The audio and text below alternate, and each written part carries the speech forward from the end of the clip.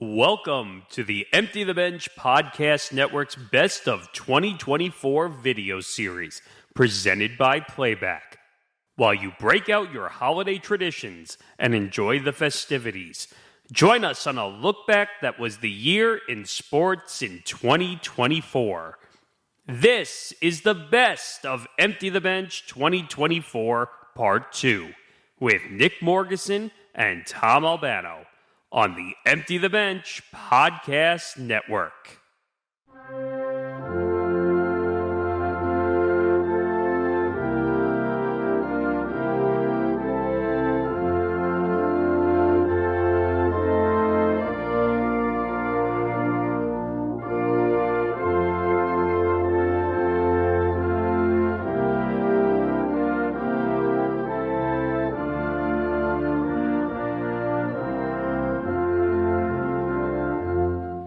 Merry Christmas, everybody, at least to all those who are watching on Premiere Day, and welcome to Part 2 of the Best of Empty the Bench for 2024.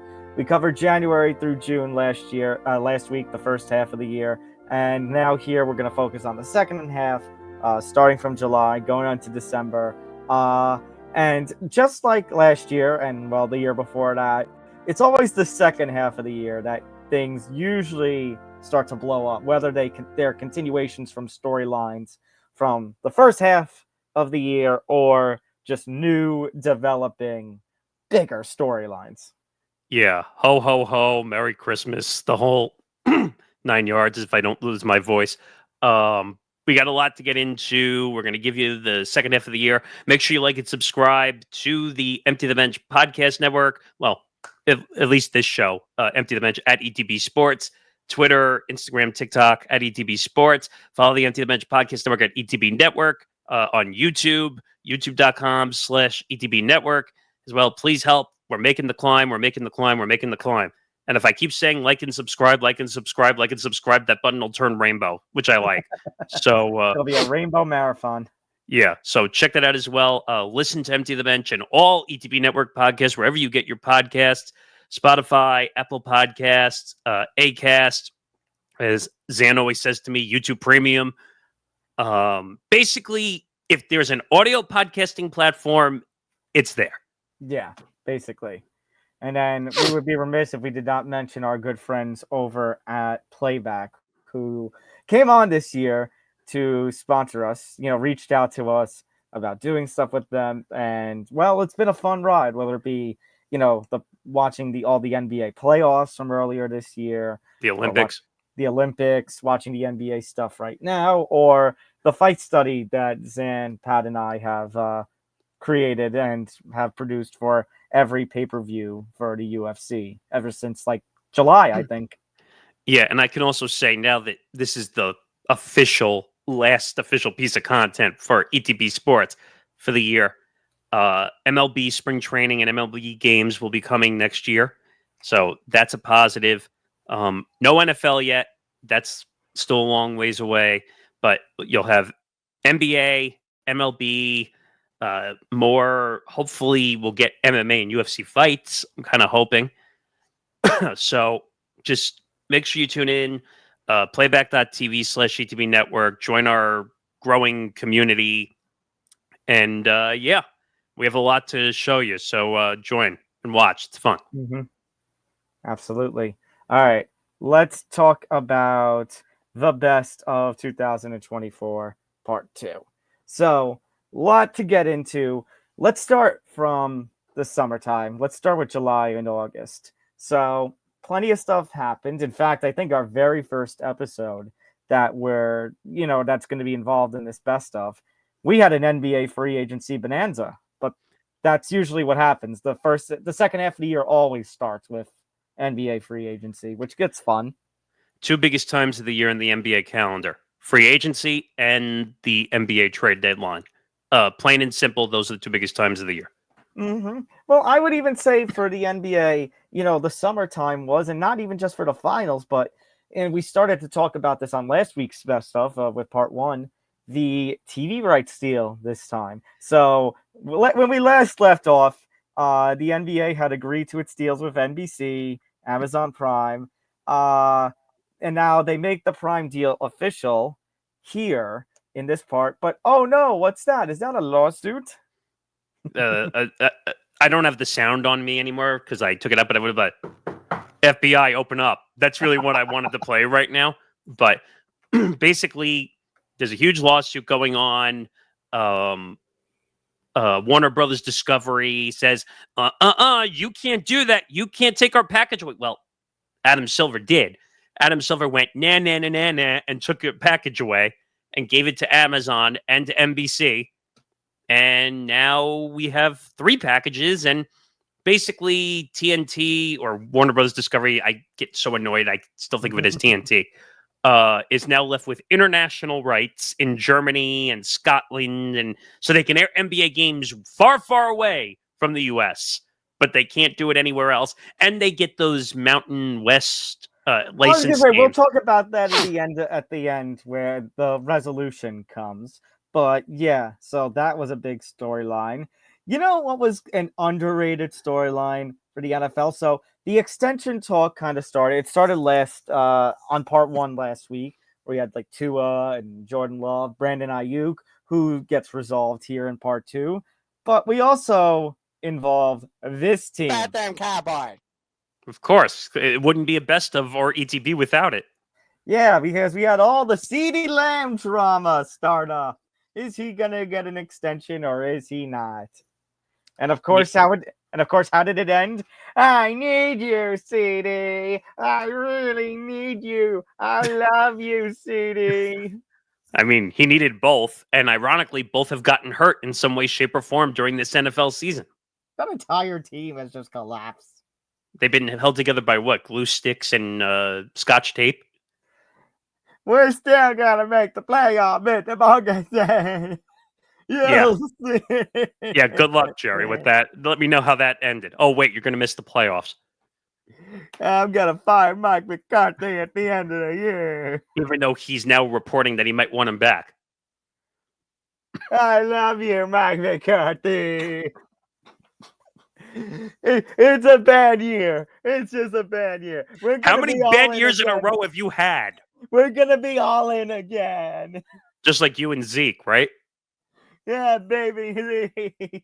We're all in, Mr. Morgasen. We're going to be the Super Bowl champion next year. Yeah, just like you and your hairline. We still had plenty. We had NBA, NFL stuff. We even start with a little bit of MLB stuff because Ohtani and the White Sox start to make noise. But Nick, we also in the July and August segment had our clip of the year. The biggest one.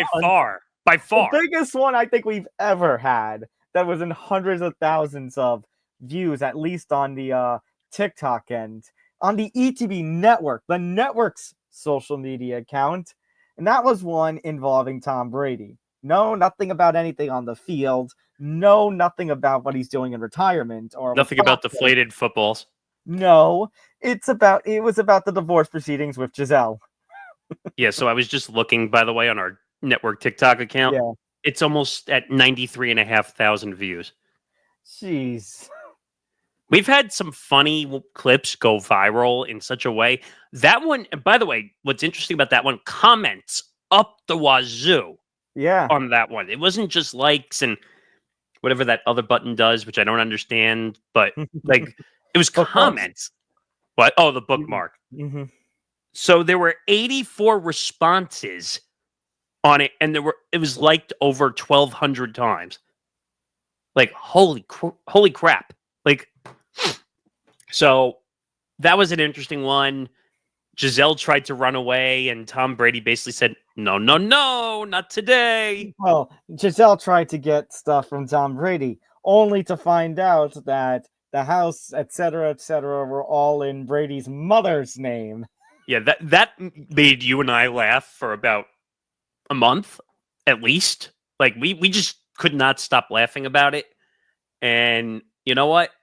Tom Brady's had an interesting retirement, whether it's the house being in his mom's name or the Tom Brady roast or now being a limited owner of the Raiders.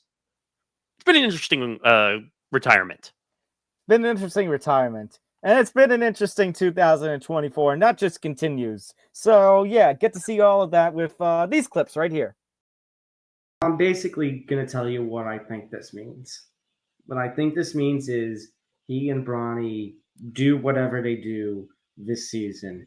And considering the path that you and I have talked about LeBron since the Unspoken days, I've got a feeling next season, next off season, so about a year from now, late June, early July, we're going to get that letter in the Players Tribune that I predicted that basically says 25-26 will be my last NBA season.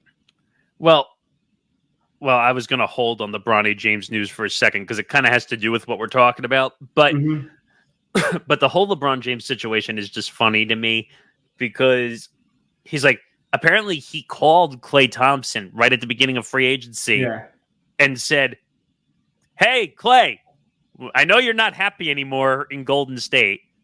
Which Klay we'll talk about right after we do the James family. But come play with us. And apparently they offered more money than a lot of other teams. And he still did not end up in LA, which is insane to me for certain reasons. But I understand why for other reasons. But LeBron's not a good salesman, apparently. Because now no one wants to play with him anymore.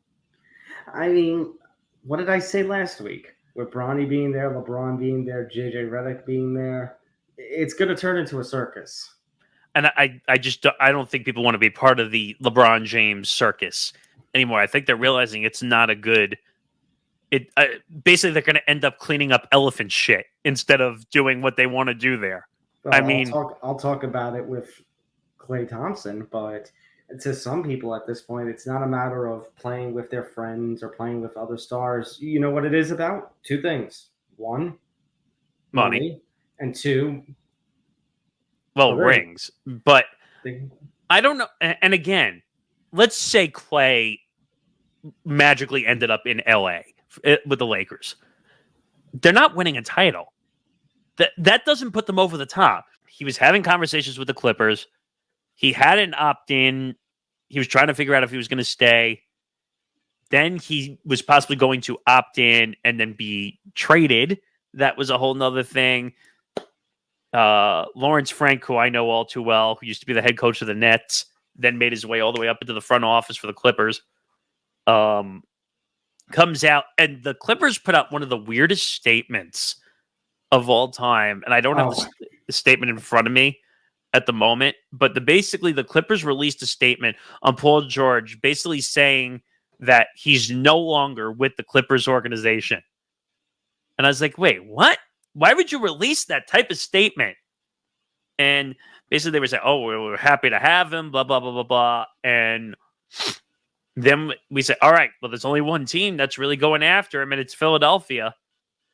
I mean, we heard other teams potentially going after him. Well, the Warriors were, for example, but it seemed more as time went on, reality was it was only going to be the 76ers. So he gets his 4-year deal, $212 million. Maximum contract with the Sixers. I'm not a fan, to be honest. Playing with Joel Embiid, I don't know if that's exactly the greatest news ever for being with the organization and trying to figure out what actually works and how everything is going to be. But I don't know. I'm not going to be skeptical 100%. We'll see what happens with the organization. Not surprising. The one team that was really out there was Miami because they've always been rumored to him. The Knicks were for a small period of time. That never happened. I'm kind of surprised, actually, the Knicks didn't get a meeting with him. But this, I was reading, I think I read this to you a couple of days ago, that the reason he did it this way is he'll be at the 10-year mark of his NBA career, and then he can go get a max contract, 5 years, $380 million, which, did you ever think to this day we'd ever hear contracts approaching $400 million? I mean, we're seeing it in baseball, and now the NBA is in that same realm. And by the way, as far as Donovan Mitchell goes, you can insert that clip. Hey, Spidey, don't you regret not coming to the Knicks? But I'm going to say the same thing again that I've said over the years. A family of four is not going to be able to afford a game anymore to go to it. If you're paying guys close to $400 million, like, I don't know. Is he going to win there? I'm going to say no. I don't think he's ever going to win a title in Cleveland. And you have a whole situation with Darius Garland, who is, who his agent is also, right?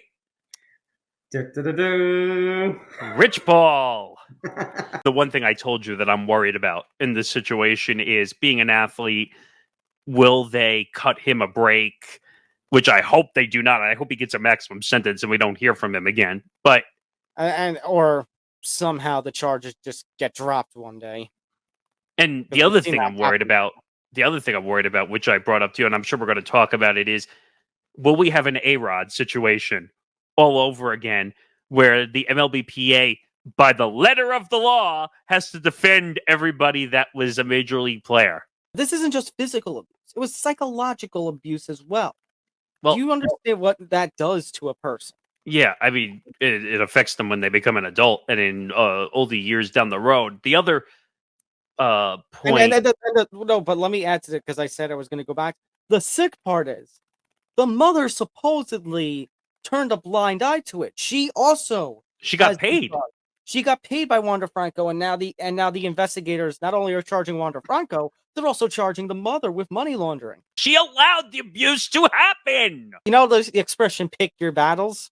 This is not a battle MLBPA should be picking. This is one where they have to say, look, with the seriousness that's going on, and obviously he's going to be tried in the court now.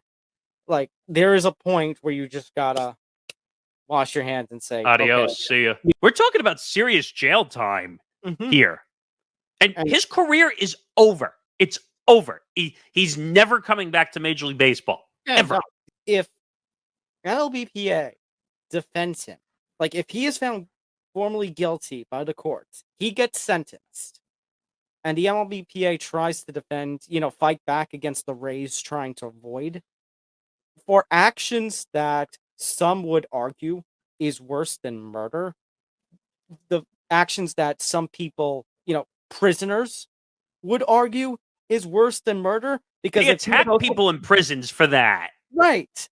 If that's going to be the case, then on a moral and ethics standpoint alone, I might stop watching baseball for a little while. If you actually look at social media, the most of the NBA fans actually want Warner Brothers to win for two reasons.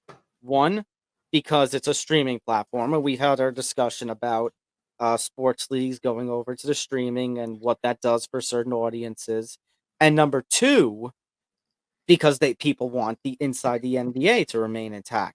And we talked about that in our original recording too, about, well, what happens involving, somebody like a Barkley who has an out clause with inside the NBA. So people want Warner Brothers to win here, and it will be a shame if it does go over to Amazon. But one, you have to give credit where credit's due to Amazon for what they're trying to build in the sports streaming game. And number two, it all goes back to what we talked about with Zaslav. The fact that he said, oh, we don't need the NBA. And now it's the SpongeBob meme. I don't need it. I don't need it. I don't need it. I need it. Now, my question is...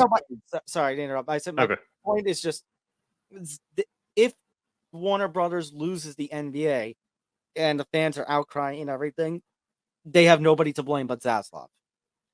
Well, they have no one to blame but Zaslav, but also, I mean, if Zaslav, not that he needs a defense by any means, but the shareholders, blame the shareholders for saying that not to spend the money originally.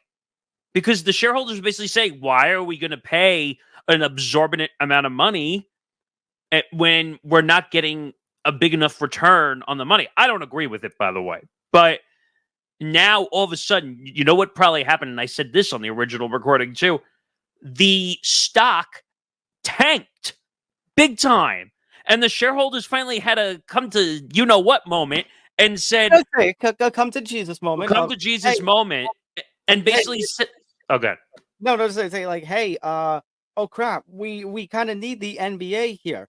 You got to think about all the upward trajectory that the WNBA has had over the last several years. I mean, you saw it when Sabrina Ionescu entered the league and the rise of the New York Liberty, because here, Nick, locally in our New York market, New York Liberty has really skyrocketed in popularity and attention. They're popular than the NBA teams almost, Mm-hmm. which is scary, but yeah. It's scary to think, but Nick, the Knicks and Liberty are basically the best teams right now here in New York.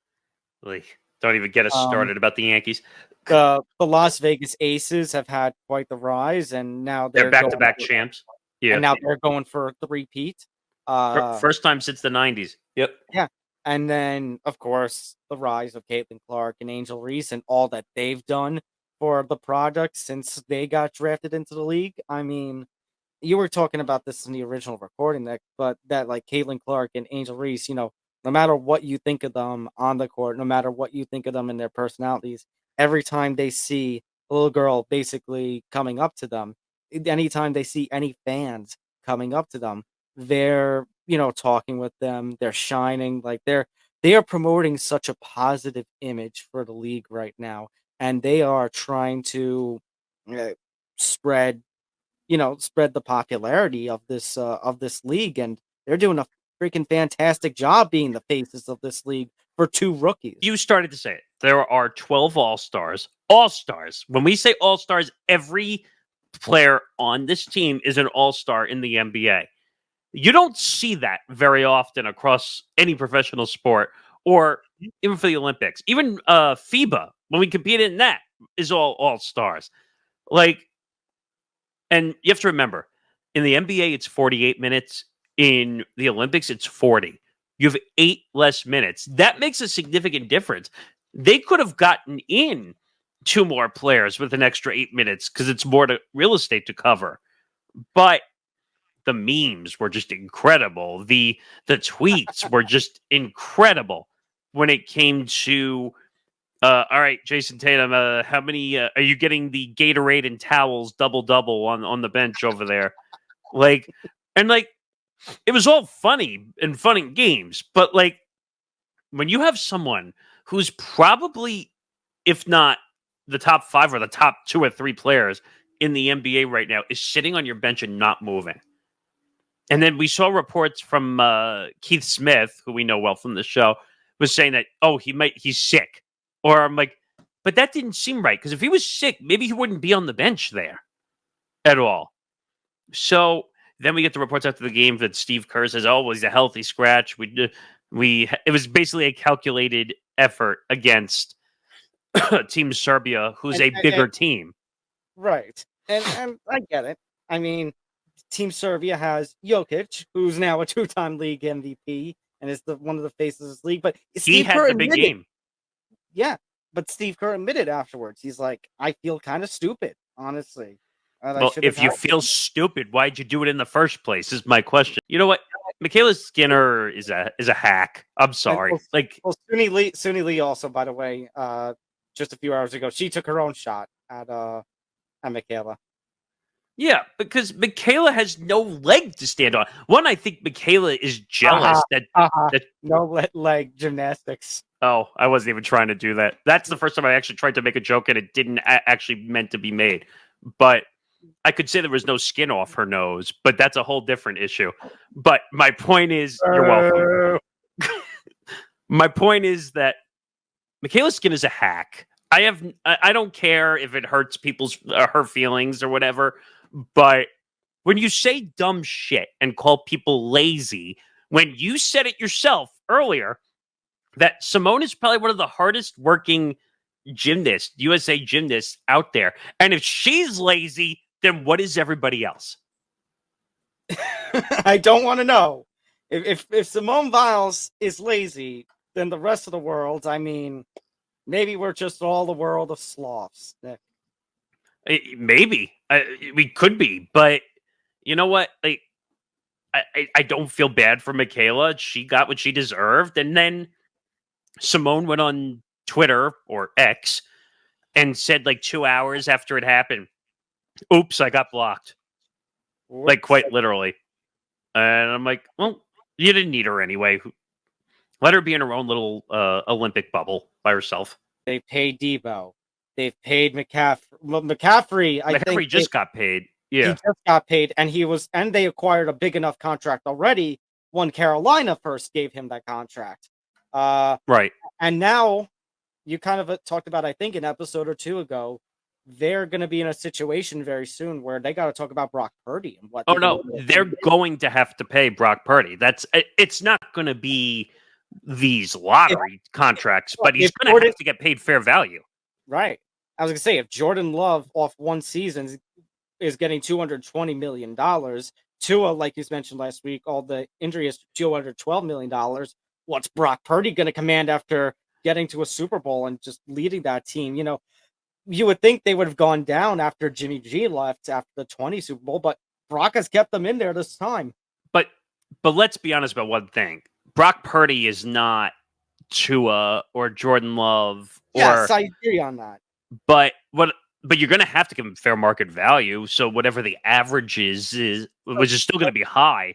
Right. But then my question is, if that's so much a big priority, because we talked about that last week with Jordan Tua, can they really afford to give Brandon Ayuk an extension? Yeah, but here's the problem. And I'll go back to the whole CeeDee Lamb situation, which is still not figured out, by the way. Yeah. And they had to put him on the inactive list essentially now because he's not playing.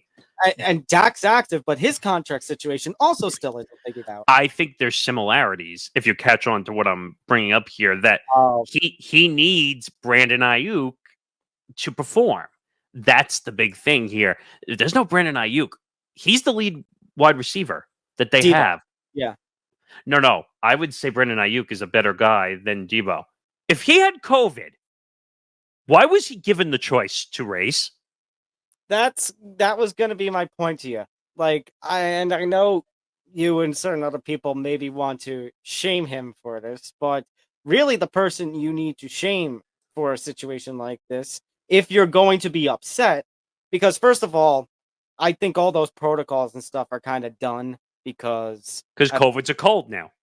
Right. COVID's a cold now. We're not in pandemic mode anymore. But secondly, imagine, Nick, you're in Noah Lyle's situation. You're an Olympian, and you have worked your butt off for the last 4 years at minimum, if not your whole basically life. Since he's been a child. Right. To get to this kind of moment. If you give him a choice, do you really think somebody like Noah Lyles is going to say no? Do you really think an athlete who has worked his ass off to get to this kind of stage is really going to say, "Oh, I'm sick. I'm not going to do it"? I don't believe what Noah Lyles is saying just because he's a very outspoken human being who thinks he's better than everybody. Now, from a track perspective, I think he is better than everybody. He is one of those guys. But don't go after guys for winning an NBA championship. What are you doing?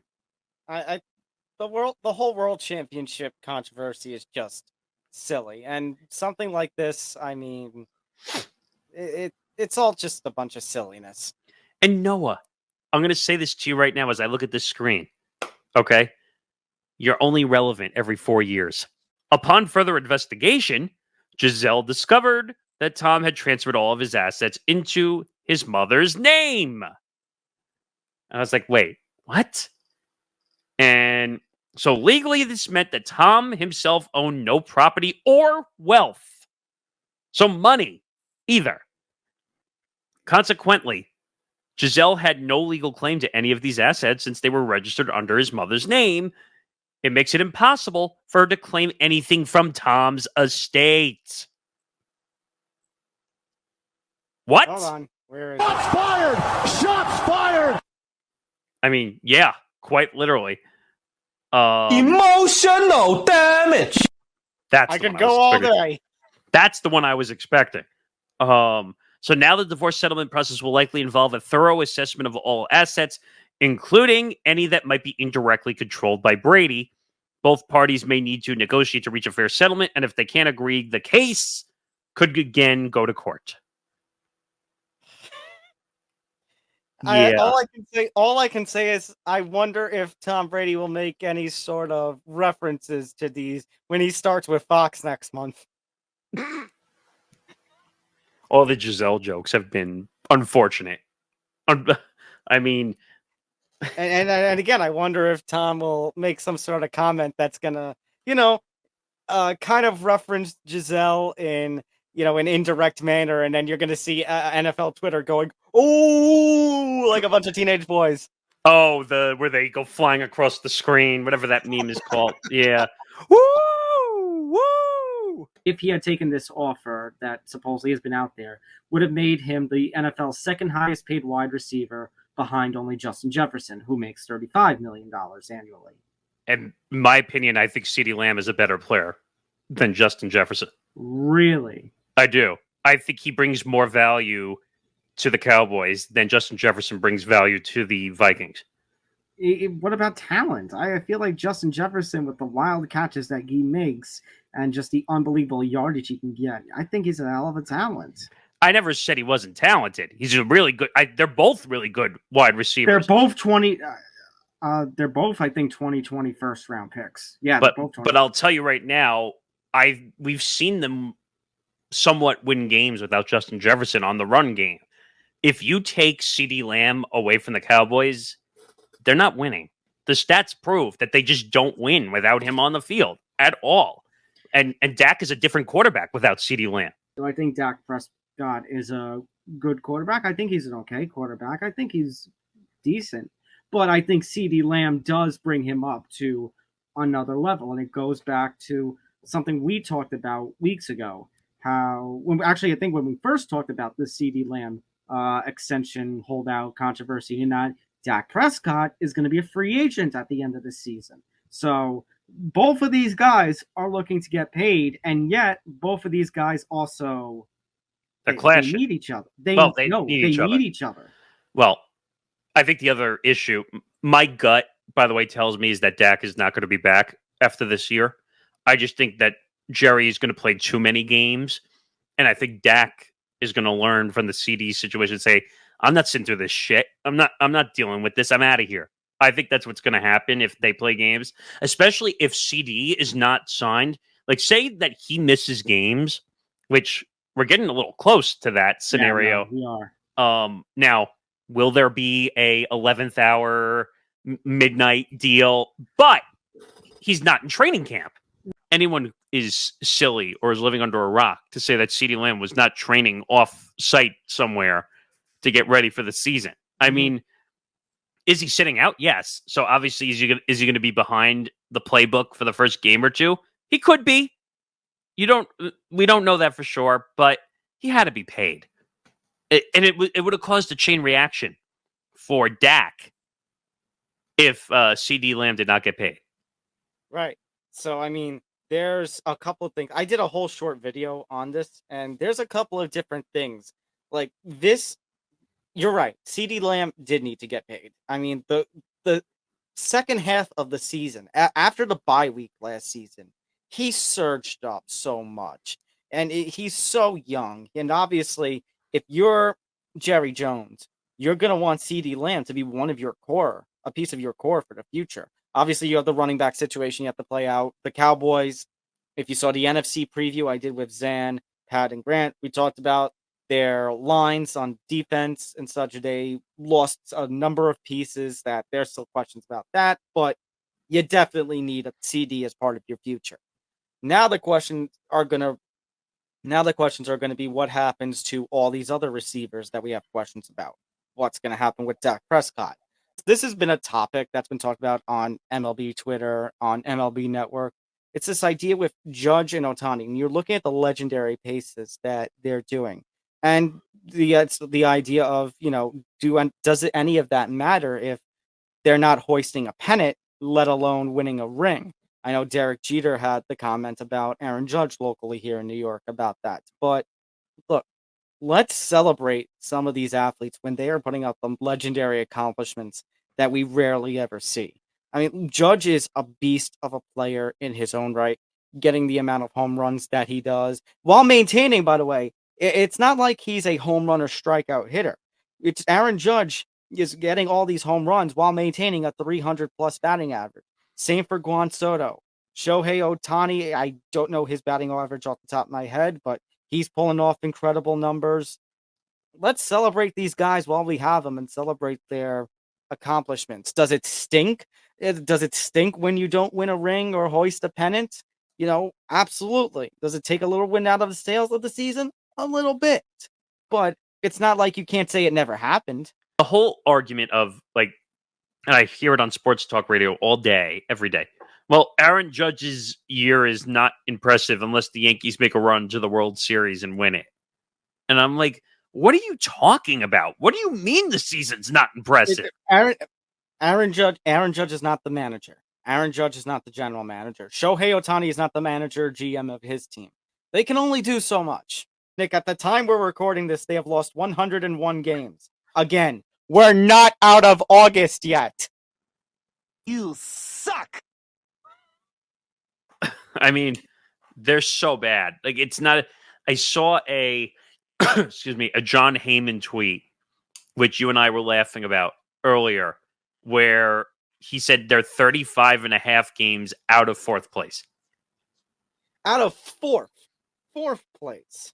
And Nick, you saw what happened the other day with the Texas White Sox game, right? Where they went 4 pitches before the game got suspended. First of all, shame on Major League Baseball and another umpire blunder when it comes to this 2024 season. How do you let that happen? That's absolutely inexcusable. And you waste the start of Garrett Crochet and whoever was on the mound for the Rangers.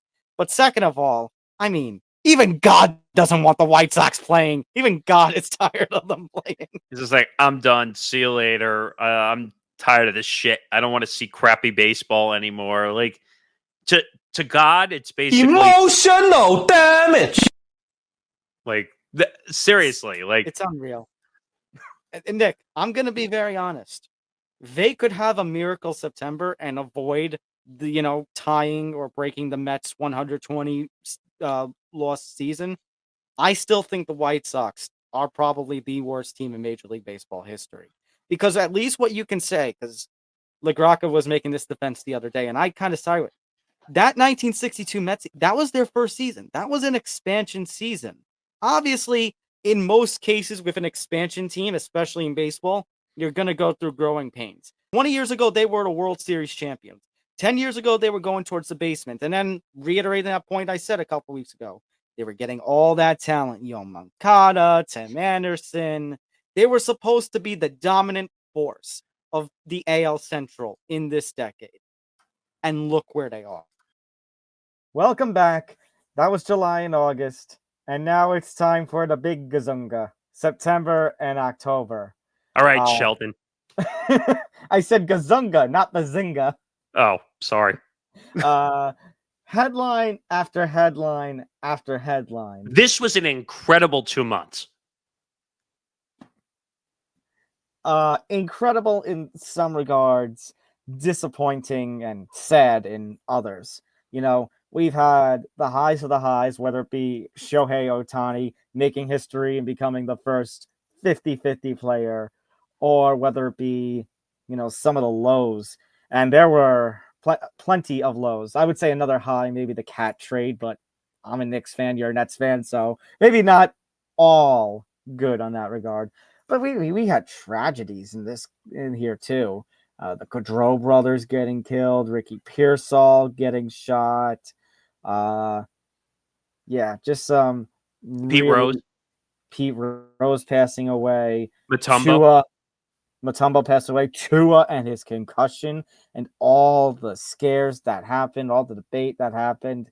Everything. Now, fortunately, he ends up being okay, and he came back during this season. He's been okay since. The Dolphins, as of week 15, are kind of in the chase for one of those wild card spots.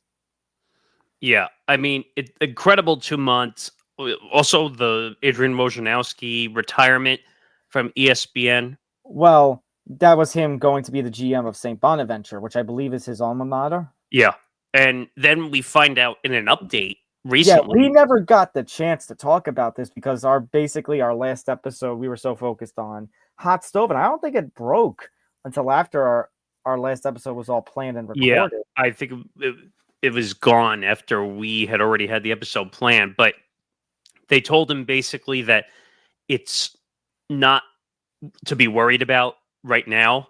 which is never a good sign when someone says for now, but they basically told him, like, you worked a very stressful job.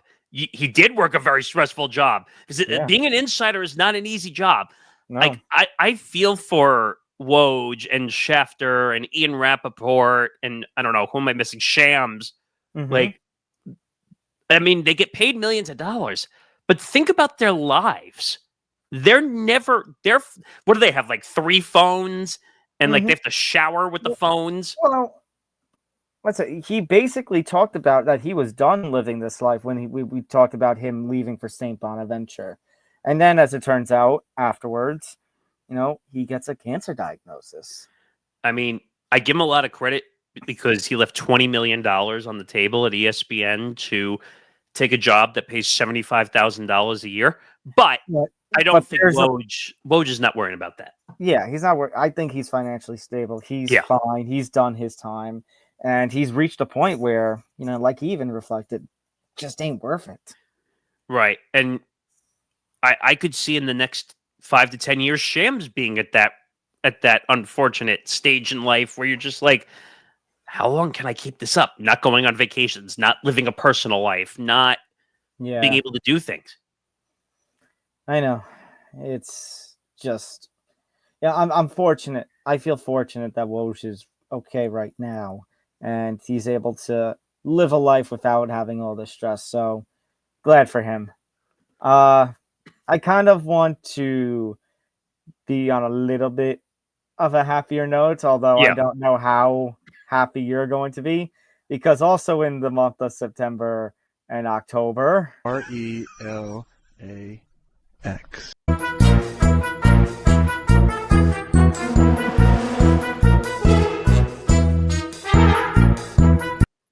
Yeah, just have your pick of Jets. Pick your poison. Yeah, whether it be Davante Adams getting traded to the team, or Robert Saleh getting fired, or you were on with Ben the week that you guys were discussing him getting fired, and you basically, Rodgers threw a middle finger to Saleh, or they threw the idea out there of the Jets maybe, if Bill Belichick would be involved, he'd be interested in the job, which, by the way... Ironic you bring that up now. Now that we know certain information as of this point. I mean, Davante, I get it. It was a last-ditch move. It didn't matter. The team stinks to high hell. They got coal for Christmas. And they're not going to have a happy new year. There you go. The Saleh Rodgers thing was just ridiculous. Obviously, you're not going to fire Aaron Rodgers, so what's next? You're going to fire the head coach. The Jets Belichick rumors, I don't think he wants to be the head coach, even though now we're hearing reports that supposedly he reached out for the Jet job, which I don't know if I believe that or not.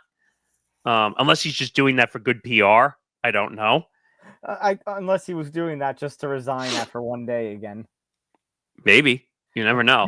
Maybe he was going to do a gag again where he was going to write on the napkin again, I resign as HC of NYJ. I wouldn't have been surprised. But the Jets were a disaster.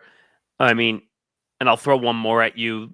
Joel Embiid and the 76ers, disaster. Oh, it has been a nightmare of a season. He's hurt again.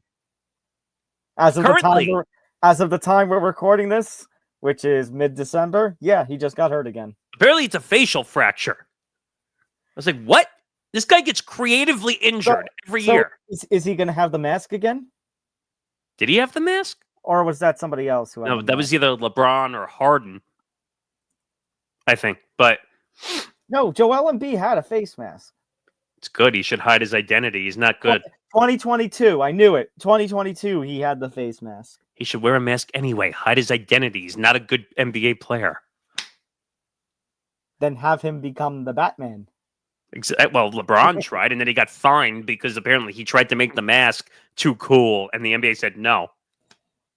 The NBA is now going to turn into the no fun league? Basically. Well, no, NBA, nothing but assholes. That's true. Yeah, a lot happened in this month. So to see the full scope of things, you're just going to have to watch for yourself. And the audacity The audacity of this guy. I'm not going to say his name because his Yeah, I name does wouldn't. not deserve to be mentioned No. on this show. His name does not deserve to be mentioned in anything other than news articles blasting him for everything that has happened here. But for him to let out a freaking sigh Yeah, that of was bad. annoyance in the middle of the courtroom or on the virtual screen, wherever. He was in saying, the jail. That Yeah. I have to be here for 72 hours. Bitch, that family isn't going to get their kids back. That sister's not going to get her brothers back. Yeah, I mean, you're worried about getting out of solitary confinement for less than 72 hours. How about the 2 people you freaking killed in the process of not being able to wait an extra, what would you say, minute to let the bikes go by? I Yes, mean, that because you couldn't take control of your alcohol. By the way, this idiot is supposedly was one of the faces was running a non-for-profit rehab center. yeah, that shocked me when you brought that up to me and we were talking about this story and you told me that he ran a rehab center. That makes it worse. Not just worse, that makes it devastating in the sense of you know the rules of over serving, over drinking, what people deal with in that situation, and you still did it. This has just been brutal. You've got, I mean, for this rookie class, Nick, you have Kyrie Jackson, the Minnesota cornerback, selected, I think, in the 4th round, dying a few months ago. And now you've got this. Yeah, this is a tough situation. I'm reading the story that it was kind of wrong place, wrong time, where a robbery was taking place. I'm trying to figure out if he was trying to help in the situation or not to stop the robbery. But it basically said he got shot in the chest, which imagine if he got hit just right, that could have been over or could have been done and might have no career anymore. Which, by the way, he actually was released from the hospital on Sunday afternoon. So that's good. Yeah, the robbery attempt and shooting occurred in the Union Square area of San Francisco on Saturday afternoon. A 17-year-old suspect from Tracy, California, about 60 miles east of San Francisco, was in custody. There was a fair chance Pearsall would not have suited up, but because he was dealing with a shoulder injury. However, of course, at this point, thinking about the game is secondary for this guy. It's more about, at this point, his recovery. And like I said, he's out of the hospital. He's on the reserve non-football injury list, so he's not going to play the first 4 games, but to me, that doesn't matter. To me, the fact that his life was saved, the fact that he gets to continue on in this world after this scare, after this horrific incident, that's what matters at this point. Yeah. I mean, life or death. I mean, which one are you? I mean, that's a pretty easy answer. Think about what we said last week. Those two sides kind of need each other. Ayuk gives another weapon to Brock Purdy, and for Ayuk, if he continues, now he's got his bag, now he can continue to play, and now if you're the 49ers, you can potentially put your focus on your quarterback and see what you can do for Brock Purdy after this season. By the way, I think he's going to be the most overpaid average quarterback in football. That's not even hyperbole. I mean that as the guy's going to get like $25 million a year, and he was Mr. Irrelevant in the draft that he got drafted in. Imagine he goes from Mr. Irrelevant to winning a Super Bowl. Because that's the thing. Imagine he wins a Super Bowl. You say he's going to get a payday now. Imagine if Brock Purdy ends up helping this team to a Super Bowl this season.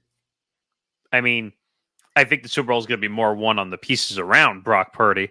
Right. But when we were talking before, Nick, you mentioned Joe Flacco getting a payday for all of his talents or lack thereof after after Baltimore won the Super Bowl in February of 2013. Well, that goes to show that winning one Super Bowl gets you paid. Yeah. I mean, unless you're Matt Ryan or Kirk Cousins. Well, Matt Ryan and Kirk Cousins didn't win Super Bowls. That's my point. that they've got so much money. You're talking about the quarterback hot potato. Whoever's the highest paid quarterback just keeps changing. My point is that they've done shit and they keep getting paid somehow. When Jerry Jones said he was all in on this Cowboys team, and then what was his biggest move in the offseason? Getting Ezekiel Elliott to rejoin the team. Now Zeke got a decent day on the field in day one against the Browns, but and Ezekiel Elliott, no disrespect to him, but Ezekiel Elliott's old. So right.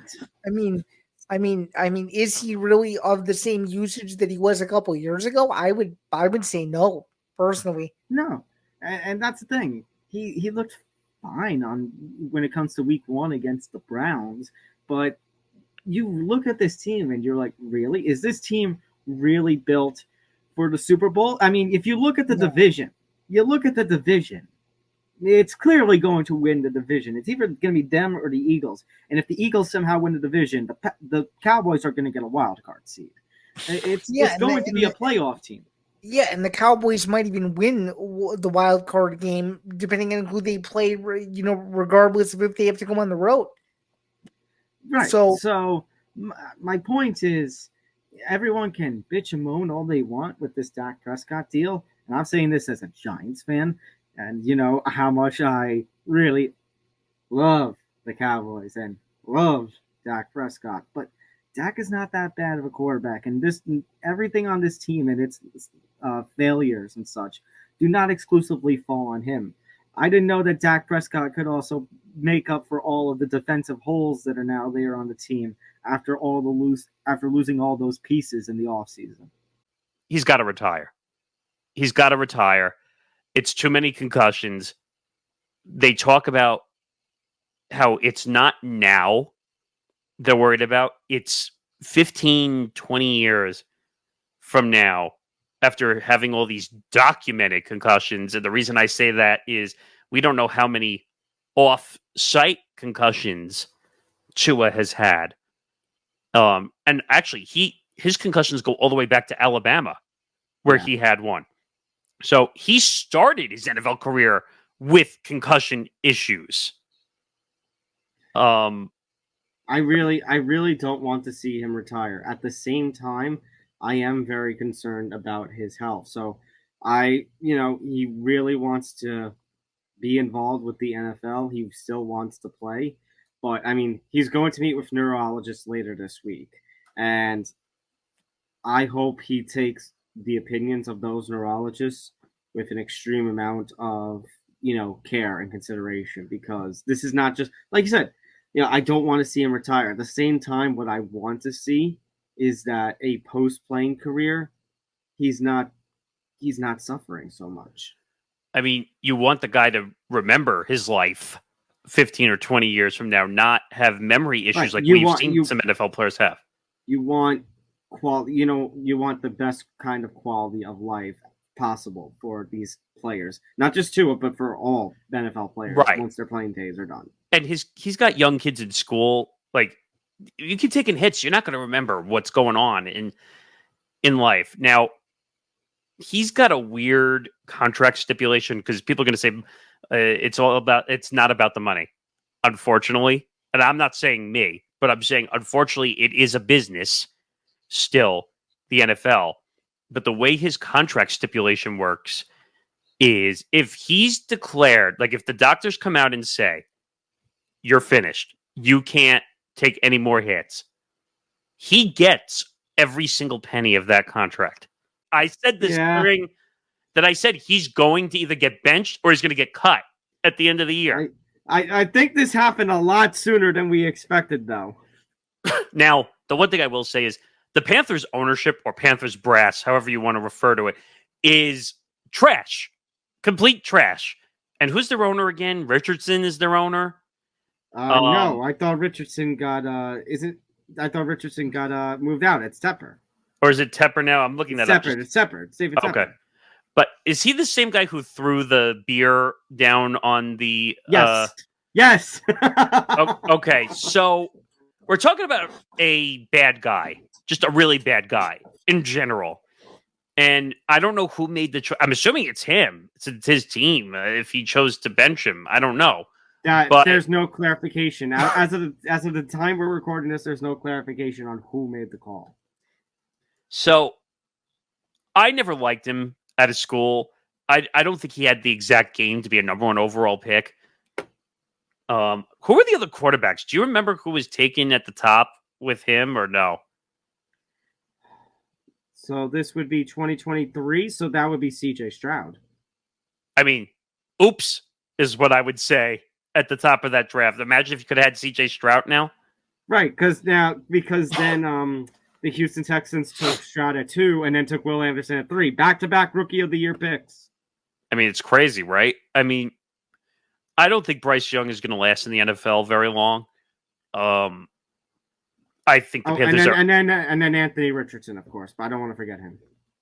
I think he's going to have a decent career, though. I think once he finds his legs, but the Panthers are up shit's creek without a paddle. I think that's the nicest way I can really say it. No one has ever done this in the history of professional baseball. Very few people ever did the 40-40. Now he has the 50-50.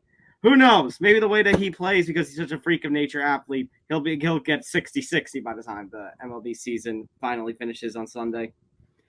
Yeah, this guy's an incredible athlete. Not just a incredible baseball player, an incredible athlete. I mean, the way his season started, we didn't even know if he was going to get to 30-30, 40-40 because of some injuries and some other stuff that happened earlier on. He slumped at the beginning of the season. And the more impressive, in my opinion, the home runs mean nothing because we know he can hit for power. Okay? The stolen bases is the more impressive stat for me. It's the fact that he has the power and the speed. Yeah. Like anyone in Major League Baseball, I shouldn't say anyone, but a lot in today's game, the power game is the most important. And now to have 50 stolen bases, and by the way, the base that he stole to get 50, he shouldn't have been safe the way he slid into third base. Like he had a few of those type of stolen bases this year where like he was just nonchalantly going into second base or third base quite a few times this year. And people are still getting on the Dodgers about the contract, the 10 years, $700 million, and technically deferring $680 million of it. So it's really technically, what is it? It's 10 years, $20 million, as opposed to what the actual deferment number will actually be. So this is impressive no matter any way you look at it. I mean, we were waiting for this day. Now I'm sure Mets fans were waiting for this day so they could shed themselves off that icky record. But look, the way the White Sox season was going, it seems like this was inevitable. With, a losing streak here, the 21 game, losses here, by the time that they didn't win for like a whole month, from right before the All-Star break to like right around the time of the trade deadline, it was brutal. It was bad. It was devastating to watch. I feel bad for a lot of those guys on that team, especially like Benintendi. I know Benintendi did not spend too much time with the Yankees, but God bless that man. It sucks what happened here in New York. And now does he hate his life right now? Does he hate his life because he could have been a Yankee instead of a White Sox? Well, who's really, who I really felt bad for? Do you remember that image a couple of months ago? There was that Dodger relief pitcher who got traded. Yes.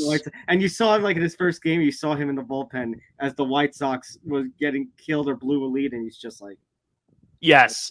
Like, yes. No, like you went from the best team in baseball to the worst team in baseball. That's one of those feelings where you're just like, oh God, what did I do to deserve this? The White Sox quite literally need to blow it up. Like quite literally blow it up, fire everybody. Well, they already fired their manager earlier this year, but oh yeah, that's right. They have Grady Sizemore managing them right now. But like Chris Getz can't keep his job, possibly. Yeah. Hell no, he can't keep his job. Chris Getz still gets, to keep his job. There's just no accountability for general managers anymore. I'm happy for the guy. We don't talk about this enough, but the insider news business is a dog, quite literally. Yeah, I mean, there's that infamous photo. I mean, I say infamous, not really infamous. It got a lot of views. Jeff Passan, Woj, Adam Schefter, all at a Bruce Springsteen concert together. And I said, how much do you want to bet that right after that photo was taken, all three of them were right back to their phones? Oh, hey, I think you said it accurately after we talked about that they were probably on their phones, like in between songs. All right, what news can I get in between whatever name your song here is playing? So I could have seen that. I said it to you a couple days ago when prepping the show that these guys can't go on a vacation. They can't go out to dinner. I heard a story from, I think it was Schefter, who said that when he showers, the phone is up against the shower glass because he has to make sure he doesn't miss a story. Hey, they have phones like that now. No, but I'm saying like his phone, like he literally is looking at it through the. Yeah. I'm like, that, and I think I asked you another question also. Is it worth all the money in the world that you could make doing that job to have no life? I don't know how much money they make. Well, supposedly, and I don't know the accurate answer, but supposedly he left $20 million on the table. He was making about $4 to $5 million a year, supposedly. But that's the thing. He's probably made enough money that he can live comfortably, because there comes a point, and believe you me when I say this, there comes a point as a media person where you just got to say enough is enough. Well, it would be different if he was just being a columnist or someone that does a huge podcast. But it came out later that, he was tired of the news. And I don't disagree. I think Bryce Young, and this is going to sound, I don't know, maybe a little too over the top, but he's damaged goods right now. I don't know if I would go to the point of damaged goods, but at the very least, he needs a change of scenery. I mean, he was a first overall pick. Yeah, I mean, that's the thing. It's not good that in your second year you're getting benched like this. The only thing that I will say is Carolina just doesn't really, it's not really a successful franchise. Ownership definitely does not do its part in trying to make a successful team. It hasn't ever since Cam Newton went on the decline. I mean, here's the one concern I have. So Andy Dalton, old man Andy, comes out to start a game, has 212 yards in the first half. First half! And I think I have the stats here. 319 yards, 3 touchdowns, no picks. But how long is that really going to last? No. I'm not saying it's going to last. I know I'm not that delusional on the planet Mars. But my point is, it's odd that the team just fell apart with Bryce Young running the ship. And all of a sudden, Andy Dalton walks in and completely gets the chemistry up and they're all playing better again. That seems a little odd to me. His career, by the way, one of the greatest nicknames of all time, the Charlie Hustle. Mm-hmm. I mean, he played with intensity. He proved that when you play hard, you earn your stats and you earn your career. Now people are going to have two different thoughts about him. The people who got to see him play, or like us, we got to see videos of him play. And then you get the people who don't like him because of his gambling issues and his attitude off the field. And the weird thing is, he was a huge ambassador to the sport after the ban. Yeah. And I think at one point, like, he was on Fox Sports' pre-show coverage during the playoffs. I think he was on there at some point. And by the way, I actually have a autograph hat of in my room from him. Yeah. That's awesome. So I have that at least to look at. But yeah, for sure. I mean, look, it's very weird to think about Pete Rose's legacy because obviously, we talk about these days the major league sports, the major league organizations, to use the words that you say, being in bed with the gambling companies when you look at the sponsorships and everything. And Pete Rose is from a different time period where that was just not allowed. That was just not a thing. Oh, it was what's the word I'm looking for? Like, you would get smashed with a hammer if you gambled back then. If you brought sports and gambling kind of in the same sentence, especially considering, Major League Baseball, Nick, was one of the earliest victims of that stuff. When you think about 1919, Black Sox, Chicago Black Sox scandal and throwing games. So something like Pete Rose betting on his team, like just the mere thought of it was enough to warrant a no. Obviously the world that Pete Rose played in versus the world that we're in right now, totally different, night and day. I look at his contract. So he's got 4 years, well, technically 3 and a player option for 4th. He's making a lot of money. Yeah. A lot. He's making 49.2 coming up. Then he's going to make 53, 57, and then he's got a player option for 61. Which is a lot. It's a lot of money. But, and you astutely brought this up, and I agreed with it, that what is going on with the Timberwolves ownership group? We have no idea what's going on. Glenn Taylor was trying to sell it, and then he was trying, Mark Laurie and A-Rod, there was a deal that they had to get the money by, and they didn't. So because of the agreement, Glenn Taylor got it back. This team is in disarray, and I'm talking about the T-Wolves, not the Knicks. And if I'm a T-Wolves fan right now, and remember, I said this more in jest than in truth, but you don't think they had his poster plastered all over around the stadium, and now you have to explain to your fans that you traded your biggest star away? Well, okay, let me debate that. Anthony Edwards could probably be their biggest star, but Karl Anthony-Towns was definitely a 1B, if anything. And now, if I'm a season ticket holder, well, all right, I'll ask you this question. If you were a Timberwolves season ticket holder and you see Karl Anthony-Towns was traded, would you be pissed off? Pretty much. Yeah, exactly. You'd be pissed off. Now, don't get me wrong. Anthony Edwards is a really good player, but now you don't have a 1B to your 1A. Is he going to be the best Hall of Famer of all time? No, but he made an impact in more ways than just the court. People forget, he became the first global ambassador for the NBA. And I think he was working on a ton of, he was going overseas, finding cures for stuff. And I'm trying to find some of the stuff because, his story just stands out in a way that you don't see a nicer guy like him.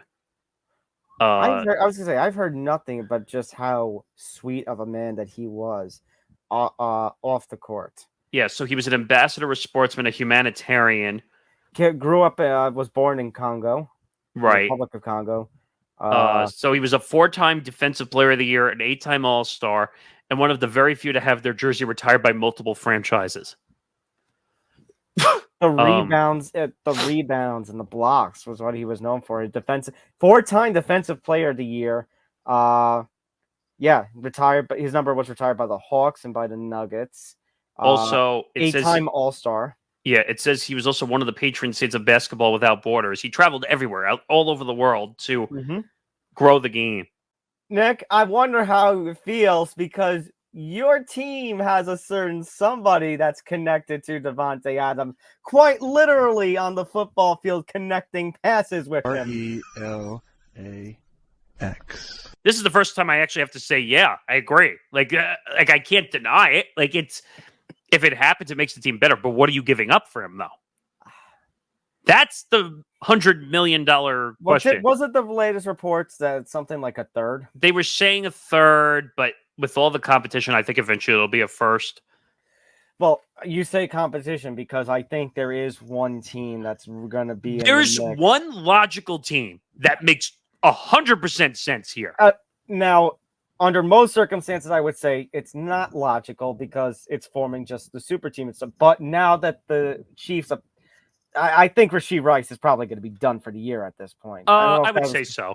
I would say so. So now you have a major opening in Kansas City, who is going to be, I don't know if I would say, I'll say it, desperate for a three-peat to make history.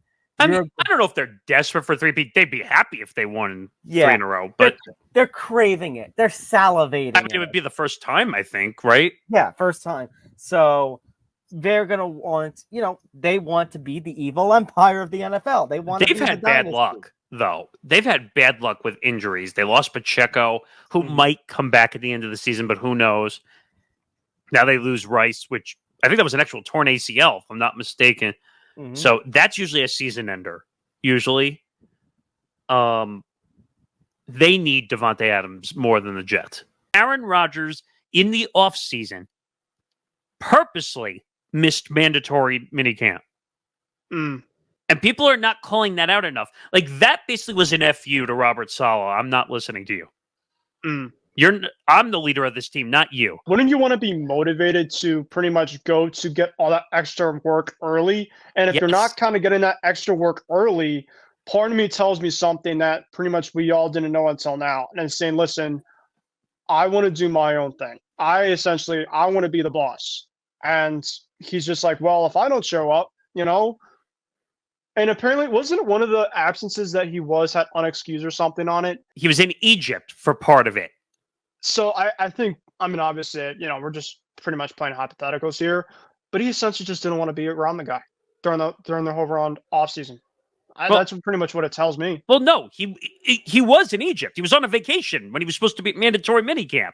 Yeah. I mean, it's mandatory minicamp. You know the dates coming in. Mandatory, too. That's the thing. Hear the word.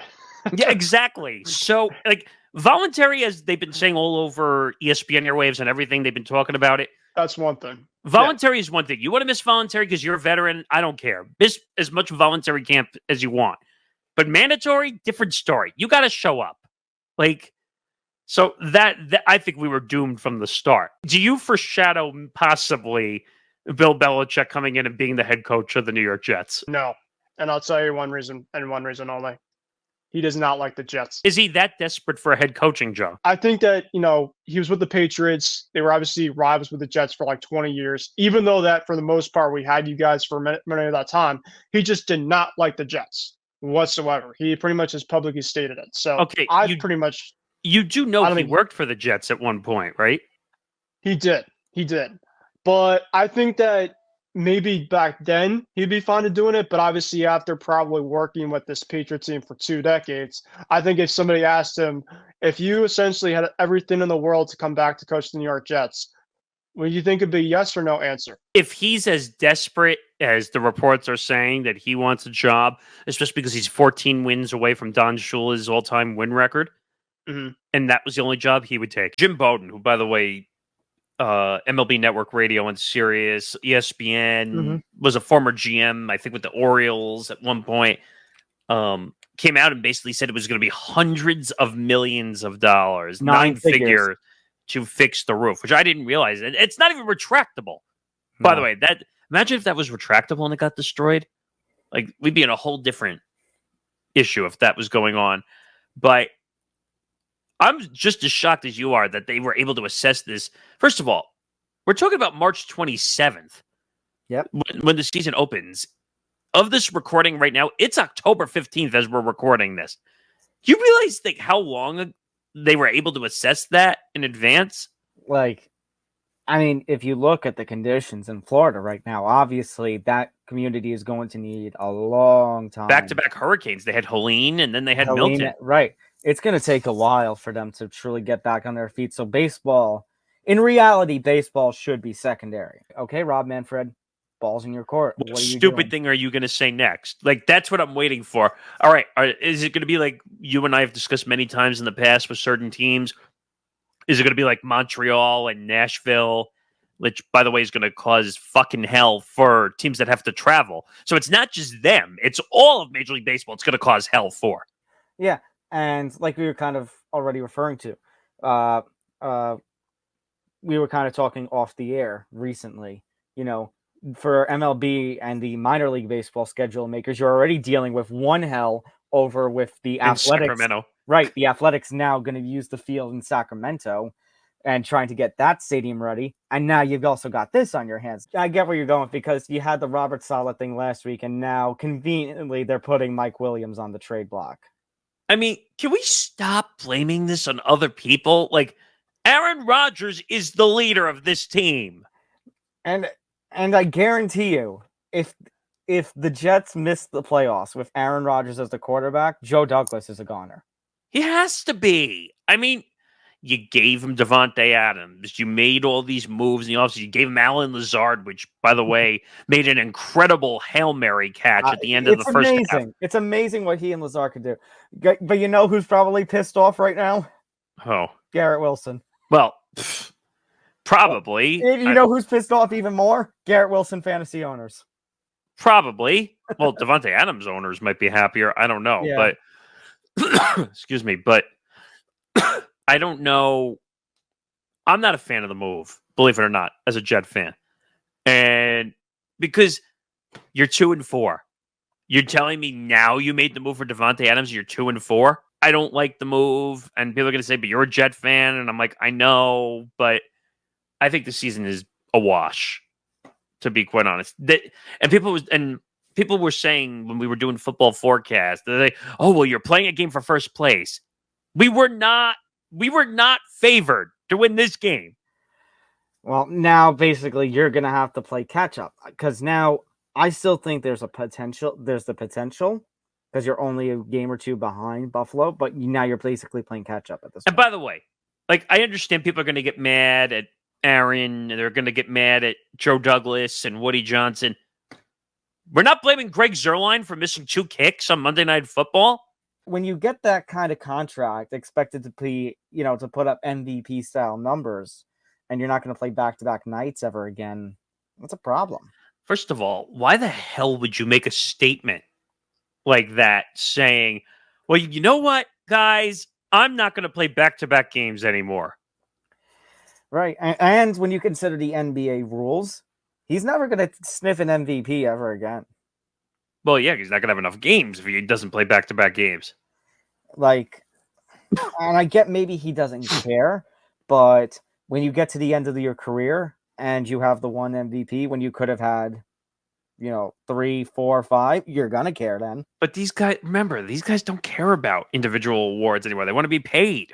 Right. I know. They don't care about accolades. If it was all about accolades, then I know this is the consequence of a player-driven league. Right. And to be honest, and this might be harsh, but I think Joel Embiid's a hack. Like, I do. And people are going to get mad at me and say whatever. But why do you have to announce to the world that you're not going to play consecutive games? Does that count the playoffs if you make them, by the way? No, he'll play in the playoffs. But my idea, Nick, like, I'm not going to completely disrespect the Sixers because obviously they have the couple of stars, and we talked about it, what was it, a couple weeks ago? Actually, no, it was me, you, and Ben during the catch stream where we were talking about ranking the teams that are in the Eastern Conference. Well, when you have guys like Maxey, like, who are really good players, like, they're going to be able to stay afloat. But I would stretch that Philadelphia could be a little overrated because if this Embiid thing proves to be true and PG-13 gets hurt during the season, that's damaging to your team. He's turning into Kawhi. I mean, I almost laugh at this fine because a fine in professional sports means nothing. But this is a classic case of Joel Embiid walking into a investigative situation. Like, basically, Joel Embiid played gotcha with himself because he announced, or they're claiming he announced to the outside world that he's not playing back-to-back games. What did you expect the league to do? The league has partners. They just signed a massive deal, their new deals with the NBA, in the tune of $80 billion for all their partners, which is a record, by the way. And you're one of your biggest stars. I don't know. I don't even know if I call Joel Embiid a star at this point because he doesn't. Technically, he is, but he doesn't act like it. But what did you think Adam Silver was going to do? Hey, we'll just let it go that one of our big names said they're not going to play back-to-back games. All right. Here's the official press release from the NBA. The NBA today fined the Philadelphia 76ers $100,000 for public statements, including by President of Basketball Operations Daryl Morey and head coach Nick Nurse, that were inconsistent with Joel Embiid's health status and in violation of NBA rules, including the league's player participation policy. The league's investigation also confirmed that Joel Embiid has been unable to play in the 76ers regular season games this season due to a left knee condition, and therefore his games missed have not violated the player participation policy. Oh, please, give me a break. Like, so they're contradicting themselves, essentially. So he's been suspended for 2 games. He's serving that now. And then we find out that he gets arrested or briefly placed under arrest due to a gun charge earlier this month.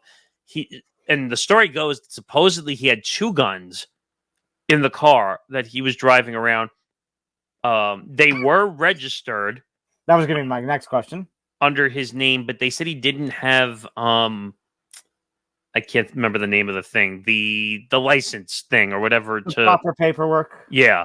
So he should have been arrested for the guns. Okay, his brother. It's actually his brother that informed police. His brother was with him. One was registered to him. It was in the back seat, while the other registered to Williams was found under the football player's seat.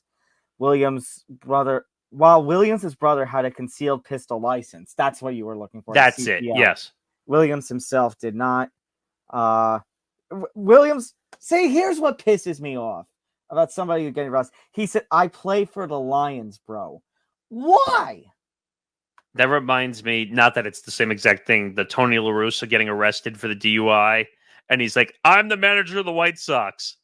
Okay. Why flaunt that when you're getting arrested? Like, that's going to get you out of an arrest. I think that gets you into a worse situation. You think the cops care that you're a professional athlete? They can't risk their job over say, "Oh, well, he's a Lions player," whatever.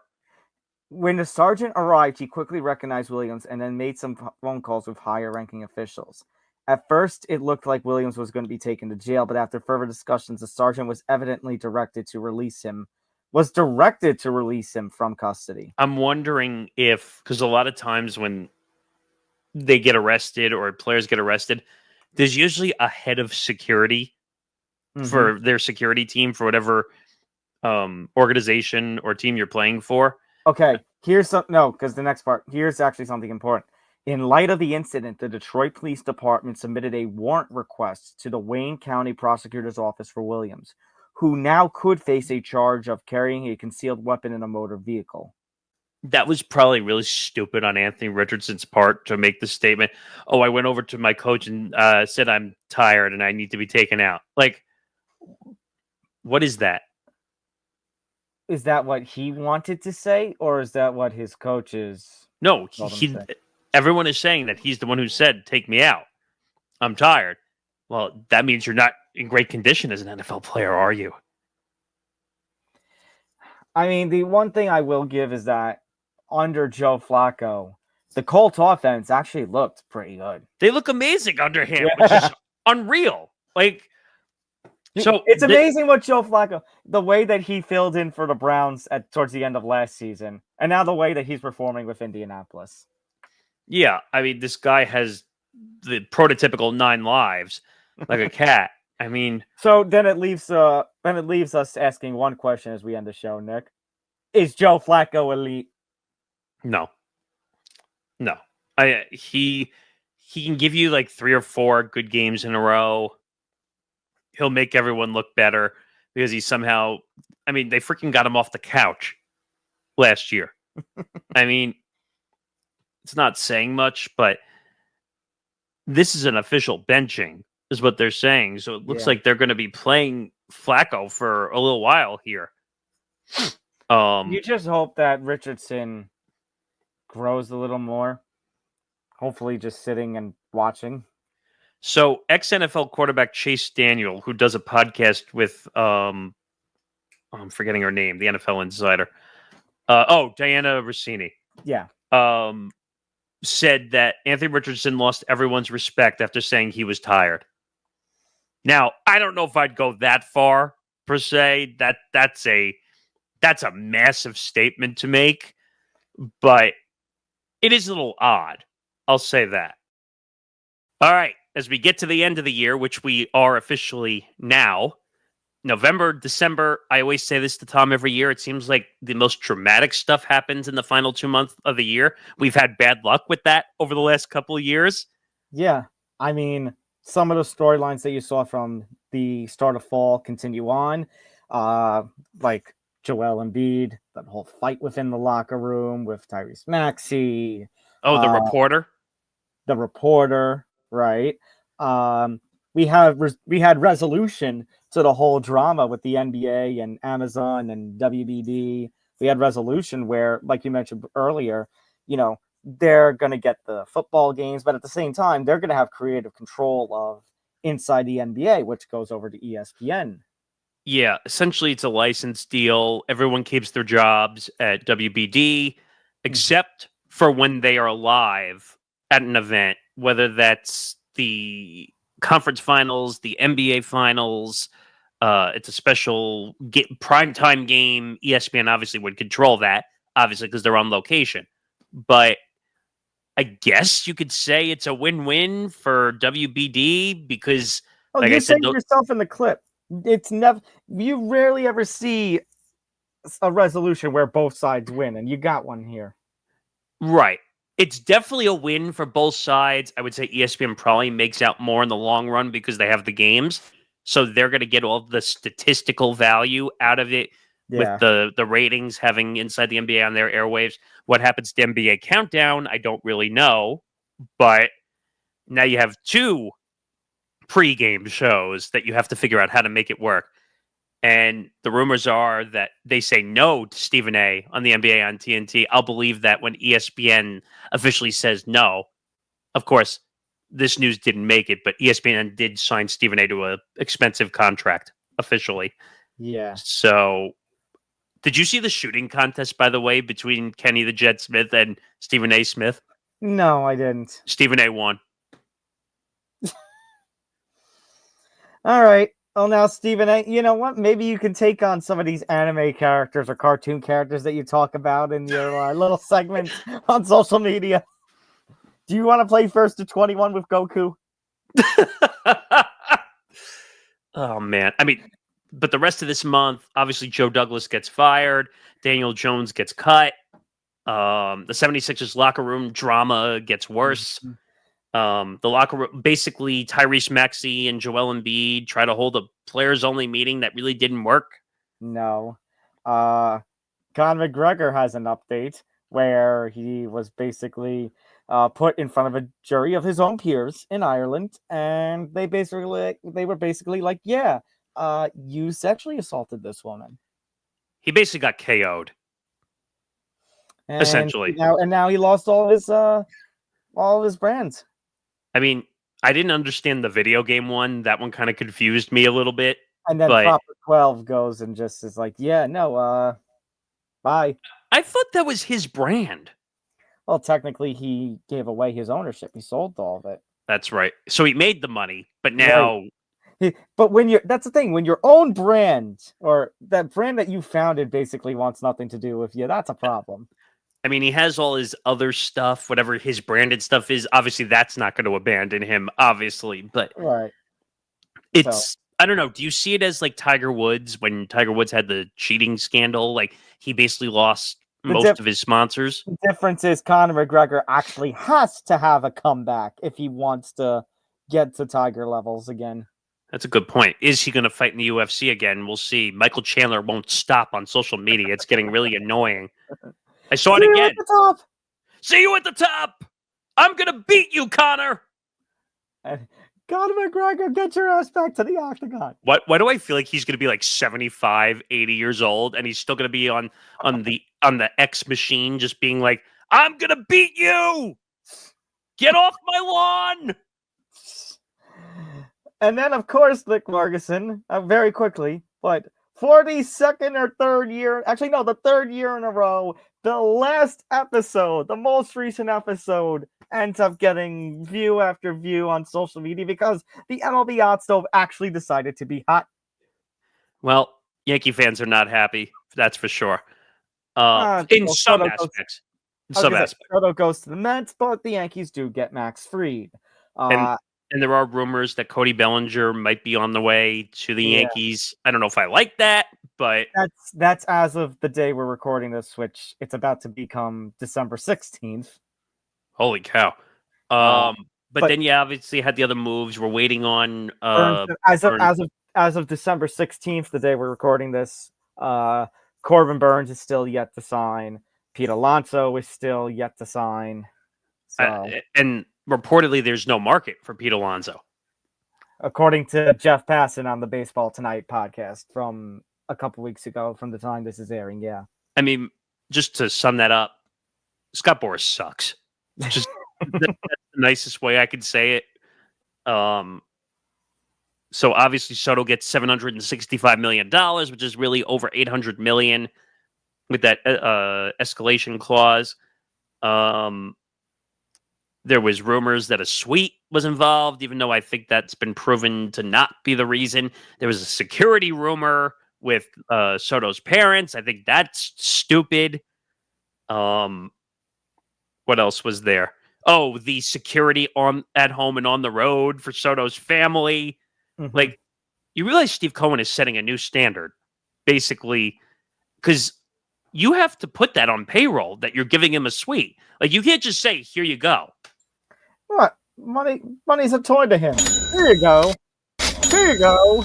Here you go. They're gonna. I read, according to the rules, that they actually have to have a value on it because it's a payment.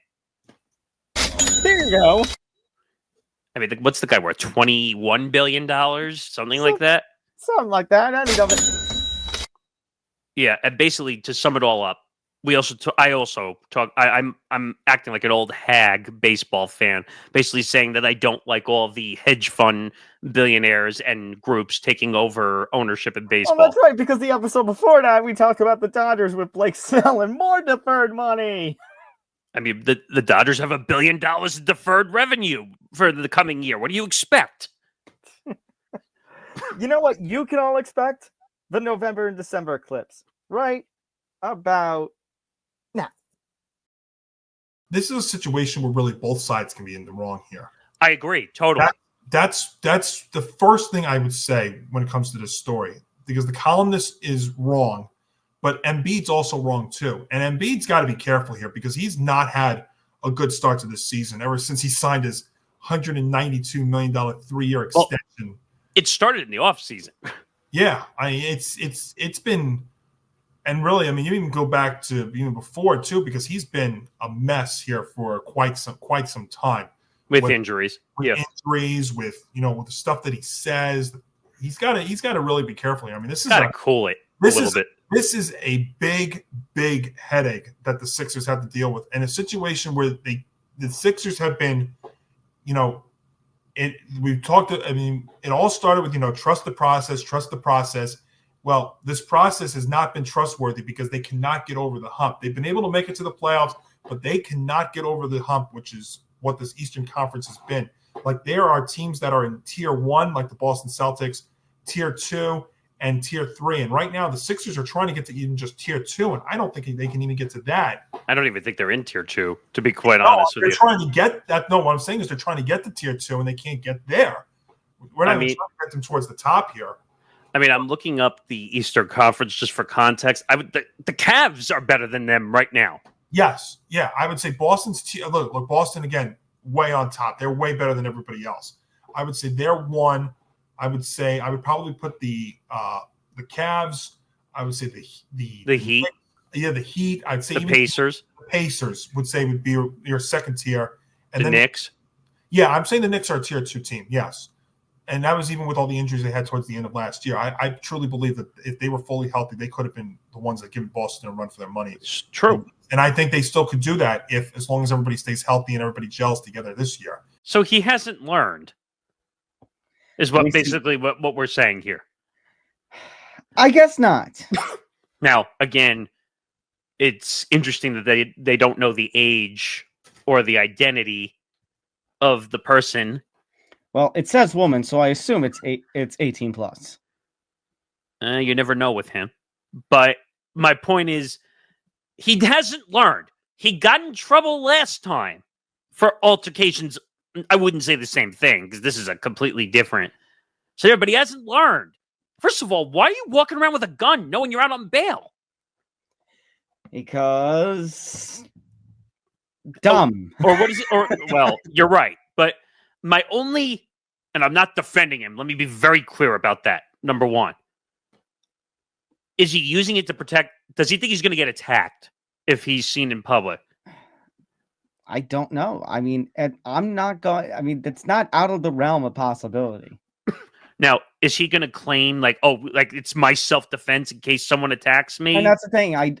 I don't know what the DR's rules are when it comes to having a gun on a person. Like, what do they call it? Concealed carry, I think. Concealed carry license or whatever they call it. CCW or concealed carry weapon license. Yeah. I don't know if that's a thing. Well, if he didn't have the license on him, which they don't claim whether he had a license or not, that would be a whole nother charge in itself. Didn't we just talk about the Lions running back when you were on with me 2 weeks ago? Yes. He didn't have a concealed carry. Receiver, right? Yeah, that's right. And he didn't have a CCW, so he got a charge for that. So, again, I think that's the wrong part of the story to actually talk about, but it's just a point of emphasis. But the fact that all of this is going down because he was fighting for the attention of a woman, when meanwhile you have all of these accusations against you from previously involving an underage person, allegedly, the Rays will have to play in a temporary stadium. Right now, the discussion is either Tampa at the Yankees spring training facility or Clearwater, Florida at the Phillies spring training facility. This is incredible by Major League Baseball because you're going to have two teams misplaced. I know. Well, first of all, I think the issue with getting them into an actual minor or major league ballpark now and sharing with, because when the Yankee Stadium was undergoing reconstruction and renovation in the 70s, and you're talking about Shea Stadium, yeah, right? They had three teams playing there. What? They had three teams playing there. The Jets were playing there too. Right. But my point being, I think the issue with that is the Major League Baseball schedule for 25 it was already set in stone. It was already done. So they didn't have much room to really. Yeah. So if they want to share a ballpark for a couple of seasons, let's say with Florida, with the Marlins, they're going to have to wait till 26. I just don't. Baseball, it's harder because of the conflicting schedules that come up. Right, but that's what I mean. Like, you can't do it for 25. Now, back to your comment. I mean, this goes back to something that I mentioned when this story first developed. You know, it's kind of a shame because you have one team who's displaced and may never play at that stadium ever again because the new stadium is supposed to be ready by 2028. So is it worth putting in the $50 million when you've got only 2 seasons? But it's just a shame because you have all this talk about, you know, the stadium is supposed to happen by 2028 or the forced relocation. The idea of do you relocate Tampa if the stadium doesn't go through? Like, a lot of this is happening. Now, obviously, Tropicana Field has had its issues, but this specific situation is happening because of a natural disaster that is out of everybody's control. Meanwhile, with what's going on in Oakland or Vegas or whatever, they're the cityless team now. That's just stupidity. Like that's stupidity and greed and MLB wanting a team in Las Vegas. So it's two different circumstances. And also not having it ready for when you actually want it to move. This is a brilliant move on both parts. I think, and you don't hear me say this very often, both sides won. I agree. I mean, and the reason both sides won inside the NBA is still on the airwaves. They get to keep everything. They licensed it. We don't know for how much, but basically you could say that Warner Bros. Discovery hit the jackpot because they get to keep a product that's not on their airwaves, but they have full creative control. Charles Barkley, as you have mentioned, has had some and this is even recent, nightmare words. Not so nice things to say when it comes to ESPN. So there is still that possibility where he may consider retirement. No, they've already agreed that the show's already going over, and WBD is paying all the contracts.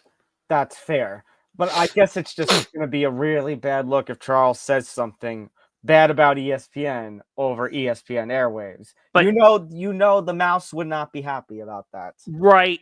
But at the same time, like Marchand and Jimmy Traina and a lot of the media guys came out and said, even though Charles has a lot of rope when it comes to a lot of things, he's not going to bite the hand that feeds where the show is. I would hope not. Now the other concern, maybe a little on the easier side compared to whatever Barkley could do.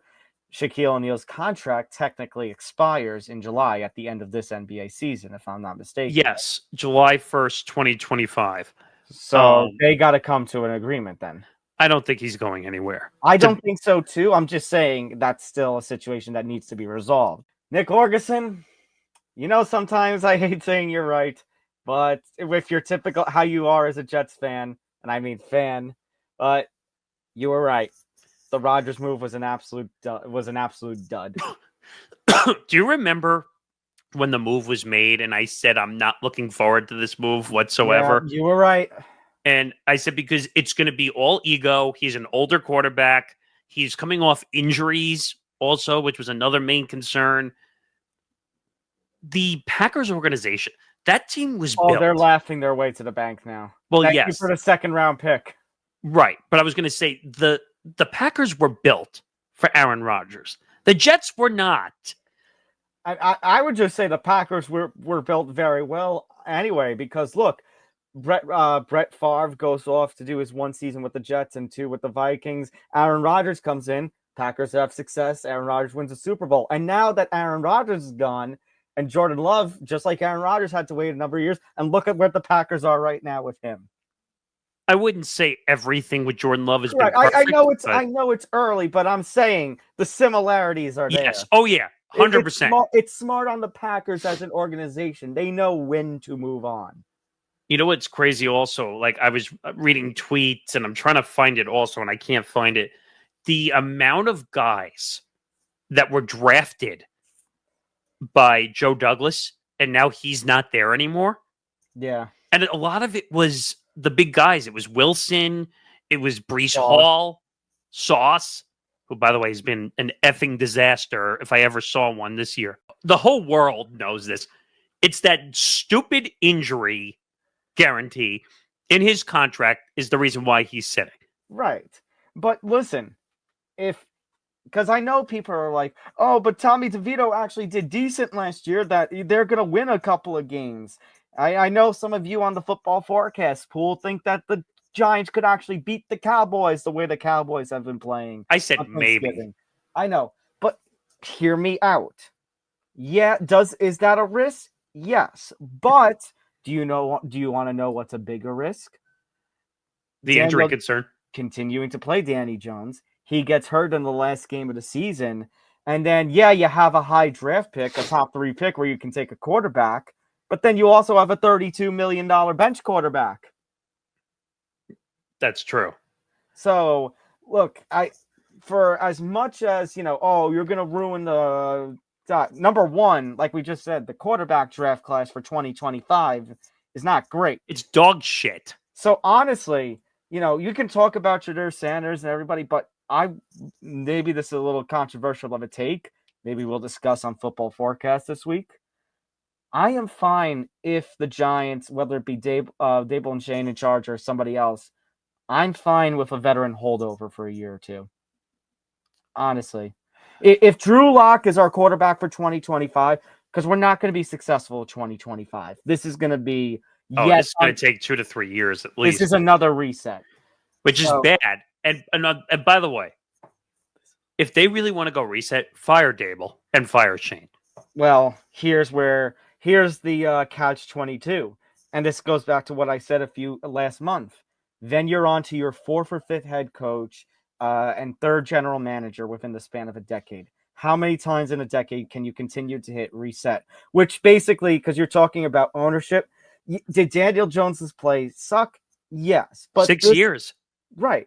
No, but I'm saying with this season specifically, What is the interpreted? Yes, but I look at the situation and I just say, it's done. It's done. It's already done. They're 2-11. Like, you don't recover from 2-11. I mean, you can ask the Pistons there about their long losing skid last year about trying to recover. Well, they were historically bad. Like, just But the Sixers were supposed to be good. and by the way, to all the idiots that I put the clip up on because I thought it was funny, but people apparently are Paul George defenders, by the way, which I didn't understand because everyone was so mad that I went after his little podcast because I said it was a distraction. Well, look at all the distractions going on within the organization right now. And yet, in their defense, in the fans' defense, Paul George is not the worst problem of all of this. Yeah, but he's been hurt too. With on the court stuff, it's one thing. The problem is Joel Embiid. Look at this. His play is going to suffer. It's problems in the locker room. And to me, what's going on, and Tyrese Maxey is showing, it seems like he does not give any damn. Well, okay, so here's another one. Embiid accepted the message sent in the meeting, sources said, but he stated that he is sometimes confused about what the 76ers are attempting to execute on the court. Whose fault is that? Aren't you supposed to be the leader of this team, Joel? Here's the deal. Joel cannot be a leader. No. He can't be a leader. I don't know if this is an insult to Joel Embiid, but he reminds me of James Harden. And I get what you mean because it's kind of sad because Joel Embiid, like you mentioned, just a couple of seasons ago was an MVP. Aaron, it's over. It's a failed experiment. Okay? It is over. Okay? It's like I can't even. It's frustrating. Okay, we haven't had a good quarterback in God knows how long. And what's scaring me even more is Zach Wilson had a better throwing percentage than Aaron Rodgers. Zach Wilson and Sam Darnold. Oh, yeah, that's a good point. And Sam Darnold's now owning it in Minnesota. I mean, like, blow it up. Blow it up. So the Giants and Jets are both going to be in the same boat, basically, at this point. We're going to be top 5 overall picks going into the 2025 draft. It's going to be something. It really is. And then to make things worse, if you mind moving down to the next banner, please. Aaron Rodgers speaks on the Pat McAfee show. Now, this is not different than any other week that he goes on the show, but we find out something very interesting. So Rich Samini pointed out, because I didn't get to watch it when he was on. Aaron Rodgers speaking on the Pat McAfee show now says he's not sure if he wants to play next year. Says the Jets would be, quote, the first option if he decides to play in 2025. Adds that a decision would be based on how his body feels and whether the new regime wants him back. Of course, he indicated recently that he preferred to play. Quote, I think so, he said a couple of weeks ago, so a change of position. Yeah, that is a sudden change all of a sudden that we're going from, we're looking at potentially that he's going to be IR, bench running. I mean, the way that everything is sounding, Nick, in spite of his comments on Pat McAfee, it sounds like the Jets regime isn't gonna want him after the season. And No! I don't blame them. Why would you want him back? He's going to lose all his brand deals and stuff. I'm really, really curious to see what's going to happen now when it comes to his part ownership with bare knuckle fighting. I'm looking to see if I can find a list. I highly doubt that they're going to oust him because combat sports world, I mean, Nick, if we judge the combat sports world based on morals and people being saints, there wouldn't be anybody in it, I think. That's fair. Totally. But he's the biggest name in the sport. That's the other problem, too. So if you're the UFC, I mean, look, I'm going to go back to what I said on MMA Outsiders, but I'm going to expand on it here. I think if you're the UFC, all the questions about, when's Conor going to fight? When's Conor going to fight? I think you do what WWE's been doing with Brock Lesnar last year. You kind of quietly distance yourselves. Almost write him out, as they say in the WWE world. And if anybody asks, when's any update on Conor? You just do one simple one-word answer. No. It's a good point. Now, but I'm going to go back to something I told you before. Technically, UFC doesn't have to do anything. They can hold them hostage until the sunset rights come up. Well, we kind of talked about it previously. Conor, the reason he's been asking for fights, the real reason is because he has 2 fights left on the UFC deal and he wants to be out of it. But if you're the UFC at this point, the UFC wants him to sign a new deal because they don't want the biggest star that has ever been made in the MMA world to go anywhere else. So, like you just said, since he hasn't fought in 3.5 years, we don't know what his willingness to fight is, considering everything else he's got going on. Dana and Hunter and all of them at the TKO and the UFC can just hold him hostage. We don't need to do anything. They have $1 billion in deferred money. I'll say that again. $1 billion in deferred money. All right, listen to this. Blake Snell's deal is 5 years, $182 million. $52 million signing bonus. Is a signing bonus up front. $66 million has been deferred through 2046. Oh, I didn't know. Wait, what? I didn't know it was that far. 2046. Wait a minute. What year is this again? 2024? No, 2024 is about to end. Wait a minute. Are we talking about 21 years of deferred money? Yes. And Blake Snell is how old again? Let me double check. I think he's in his 30s 32. for sure. He turns 33 today. Today's his birthday. The day this is airing. First of all, I would have never given him that contract because he can't stay on the field and stay healthy. So that means then he is going to be in his mid-50s when his contract expires. Well, it's not. Well, the contract will expire when the years expires. Yeah, but I'm so tired of this deferred money. I'm frustrated overall because the Dodgers are owned by Guggenheim Partners. Like, it's not even like. Do you remember back in the day when we were younger? Now, yes, this is the get off my lawn argument I'm about to make. When you had like single owners, even though there were multiple investors, but you had an owner who was like dedicated to wanting to build the team. It wasn't just an investment. Yeah. Like now and forget baseball, but every sport, like it's now an investment instead of wanting to build a team or just making it a cash cow so they can collect on it. Like, you're no longer going to see a Mark Cuban who just sold most of his ownership in the Dallas Mavericks. You don't see the owner sitting behind the players in the second row getting fined for yelling at referees. And the big question in everybody's mind is, and you and I are Yankee fans, let's just be upfront with that. But everyone say, oh, well, you let him walk over $5 million.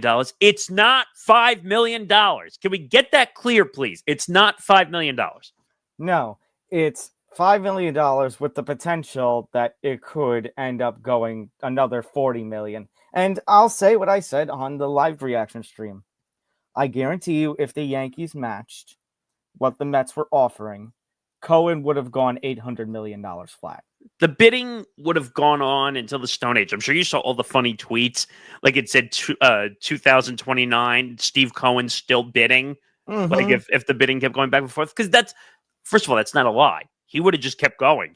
Steve Cohen, money is a toy. And like I said, I have a hot take on that. And that's not just him, but it has to do with the way revenue-based stuff is ran. At least when we were younger, we knew everything based off of revenue base. In baseball, that's really no longer the case. But we all know the Mets were that Steve Cohen was basically going to stick his feet into the ground and not move them. Like we said on Sunday, because he's desperate. He wants a player that's going to take his team over the top. After, credit to the Mets. After the first month and a half of the season, nobody expected that they were going to they were going to come to much. Remember how empty the stadium was at one point because of how bad they were That playing? Mets Tigers game. Yes. And to think both of those teams ended up making the playoffs. I think the Tigers are more shocking than the Mets, to be quite honest with you. But well, then the Mets go on the grimace run, as we'll call it. And then they lost to the Dodgers. He's going to want a player that's going to take him over. The Dodgers got their big signing in Ohtani last year. And now they're going to have their big signing here, the Mets with Juan Soto. But it's like I said to you also, just because you make that signing, Major League Baseball is not based on one player. It's the largest guaranteed deal in baseball history for a left-handed pitcher. Wow. Yeah, it's $1 million more than the previous one, which was actually David Price. But wow. Like, after drawing a line in the sand on Juan Soto, you go out and you give Max Fried $280 million. He's 30 years old, going to be 31. I know, and that's the concern on my end. But I guess if you get 5 years out of that, 5 good years out of that, fine. And supposedly, according to the initial, fan reactions. Well, I say fan react, but fan media reaction, like John Boy and Fireside Yanks and company, that Fried is probably going to end up being the number 2. So Rodon would drop to 3. That's fine. I don't know if I would place him above Rodon, but if you're telling me Fried, Rodon, and Cole are your big 3 for the pitching, yeah, that's fine. And Rodon finally found it in the playoffs. So maybe he's finally broken through. So you have them. You have Luis Gil, the rookie of the year, who got a lot of stock, and he'll just get better as he goes. So you have a decent 4-man right there. Right. So the question is, what's going to happen with that remaining spot? And what's going to right now the answer is Clark Schmidt, but who knows, given whatever other holes the Yankees have to fill, because they're still infield holes. You still have a hole in the outfield. You need a closer. I don't know if Clark Schmidt is going to end up remaining a Yankee in this offseason. The top one, I think at the top of the list is the most important here just because of free agency's sake. I don't know. Did the Yankees just pull themselves out now by signing Fried? I don't know. I think so, and it's kind of disappointing because I would have loved a 1-2 punch of Burns and Cole, but I guess I don't know. And that's the thing. If Fried got 8 years, $218 million, what the hell is Corbin Burns going to get? I have no idea. You would have to probably get a 10-year deal. Yeah, but when's the last time a pitcher got a 10-year deal? I can't even... Garrett Cole? Oh, was it Garrett Cole? I was thinking all the way back to Mike Hampton. Yeah, well, I said Garrett Cole, but that was, they had the 10th year as the option. That was before all the, Cole saying bye, and then the Yankees saying bye, and then Cole saying, no, take me back. Yeah, that was the Yankees calling Cole's bluff, and it worked. But Corbin Burns is going to end up on a massive competitor. I don't think he's back with the Orioles, though. The team that's actually projected, so the Red Sox are in it, Blue Jays, I guess, but it looks like as of this point, it's a Giants-based source, but it seems like the Giants are also in the mix, and I honestly could see the Giants winning out there. Speaking of Flushing, Pete Alonso. So are the Mets out now since they spent nearly $800 million on Soto? Would you put it past Steve Cohen to say, hey, I'll spend another $200 million? To put $1 billion combined on 2 players? No, I wouldn't put it past him. Dodgers and the Mets both spending $1 billion in the offseason, but I don't know. I just don't see them putting all that money out. All right, so and if your next question is the Yankees, I'd say probably not. No, I was trying to see. So apparently the Mets somehow are still in it to re-sign Pete Alonso. 8 minutes ago, Nick J. Marchese, Pete Alonso possible on the Washington Nationals. Oh my God. That team stinks. Would he go? First of all, we laughed about Pete Alonso possibly jumping ship to the Yankees, like a swap of players, and if that would be an insult. But I mean, look, I get going to a division rival would probably be an insult, and I enjoy watching the Nationals, but Oh, brother, this guy stinks! and when I say this guy, I don't mean Alonso, I mean the Nationals. Oh, did Michael Jordan actually meet up with Bill Belichick one day and talked about how fun of a time he had at North Carolina? And Bill was like, maybe that convinces me enough. Or he just wanted to see his girlfriend at the college. That would probably be what is it? One of those conditions for him accepting the role. So one is his son, Steven Belichick, taking over Well, that's after the 2 real years. reason. That's the real reason, to be clear. But I just found it funny on Twitter, like that people were showing like that his girlfriend is already like all following all the University of North Carolina accounts. Imagine you're the roommate of Bill Belichick's girlfriend, and you walk into the dorm one day, and then here he is just sitting there. Hey guys, what's going on? I knew what you were doing. Like, do I pull it out? Oh, you can do it today. Yes. Hey guys, how's it going? Bill, what are you doing in the dorm? I'm trying to fit in. Take your stuff, get out of here, and go off to Cincinnati. And that was 2024 in sports. Wow. What a year. 2024 in the books. Another year in the books. Another year for this podcast in the books. A lot coming in 2025. More playbacks, more other content, some ideas in the books. NFL playoffs about to start. Second half of the NBA season will be here before we know it. The MLB season will be here before we know it. It's going to be spring training previews all over again. MLB previews all over again. Mm-hmm. So here's looking forward to a strong start for 2025. Thank you all for tuning in and watching along all throughout the rest of this year, whether it be full episodes or other shows or the shorts we put out. Thank you. Thank you for continuing to be a supporter of us. Yeah, thank you. Looking forward to the new year. Have a safe and healthy holiday as well. Be careful. If you're going to drink, be safe. Obviously.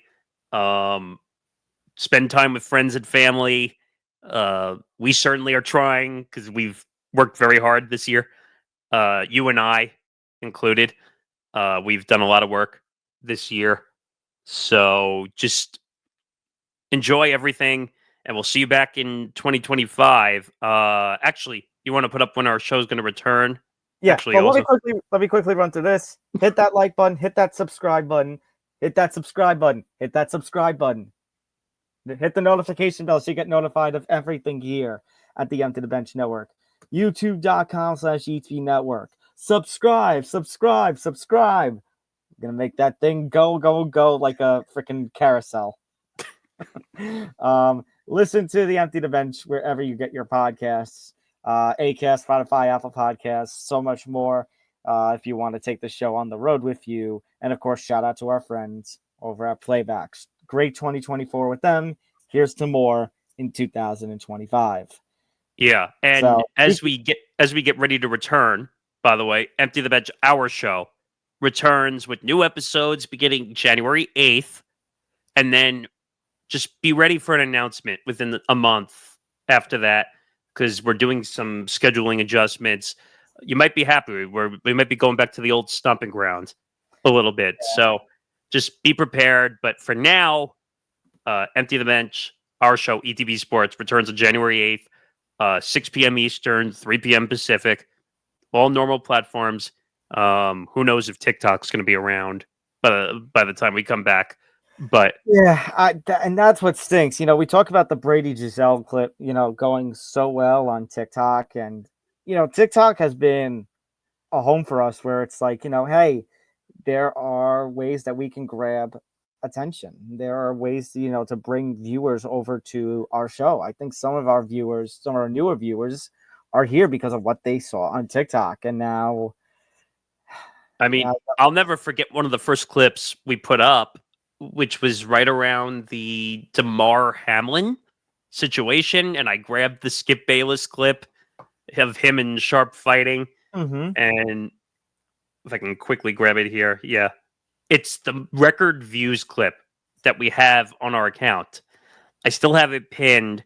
It's 857,000 views. It was unbelievable. And then to think in 2024, we look to expand, go from just the network having a TikTok to everybody, all the shows. I think there's only one or two shows that don't have a TikTok, but right. But now, I hope. Nick, by the time here next month, none of our shows might have a TikTok. I'm kind of hoping that they figure it out and we can have TikTok. I hope, but if not, we can still do reels on Instagram and YouTube. Shorts on YouTube, which they say they're expanding to 3 minutes. I don't know if I believe that yet, but just we have made a lot of adjustments over the years. You remember when we first started recording the show on? Do you remember that? The Google Hangout crap. Do you remember how many times our audio freezed and how many times we froze every time we tried to record there? Then we found this platform during the pandemic. So we live and we learn and we adjust on the fly. So you never know. Hanging on the edge of tomorrow. And tomorrow, what happened? No, go ahead.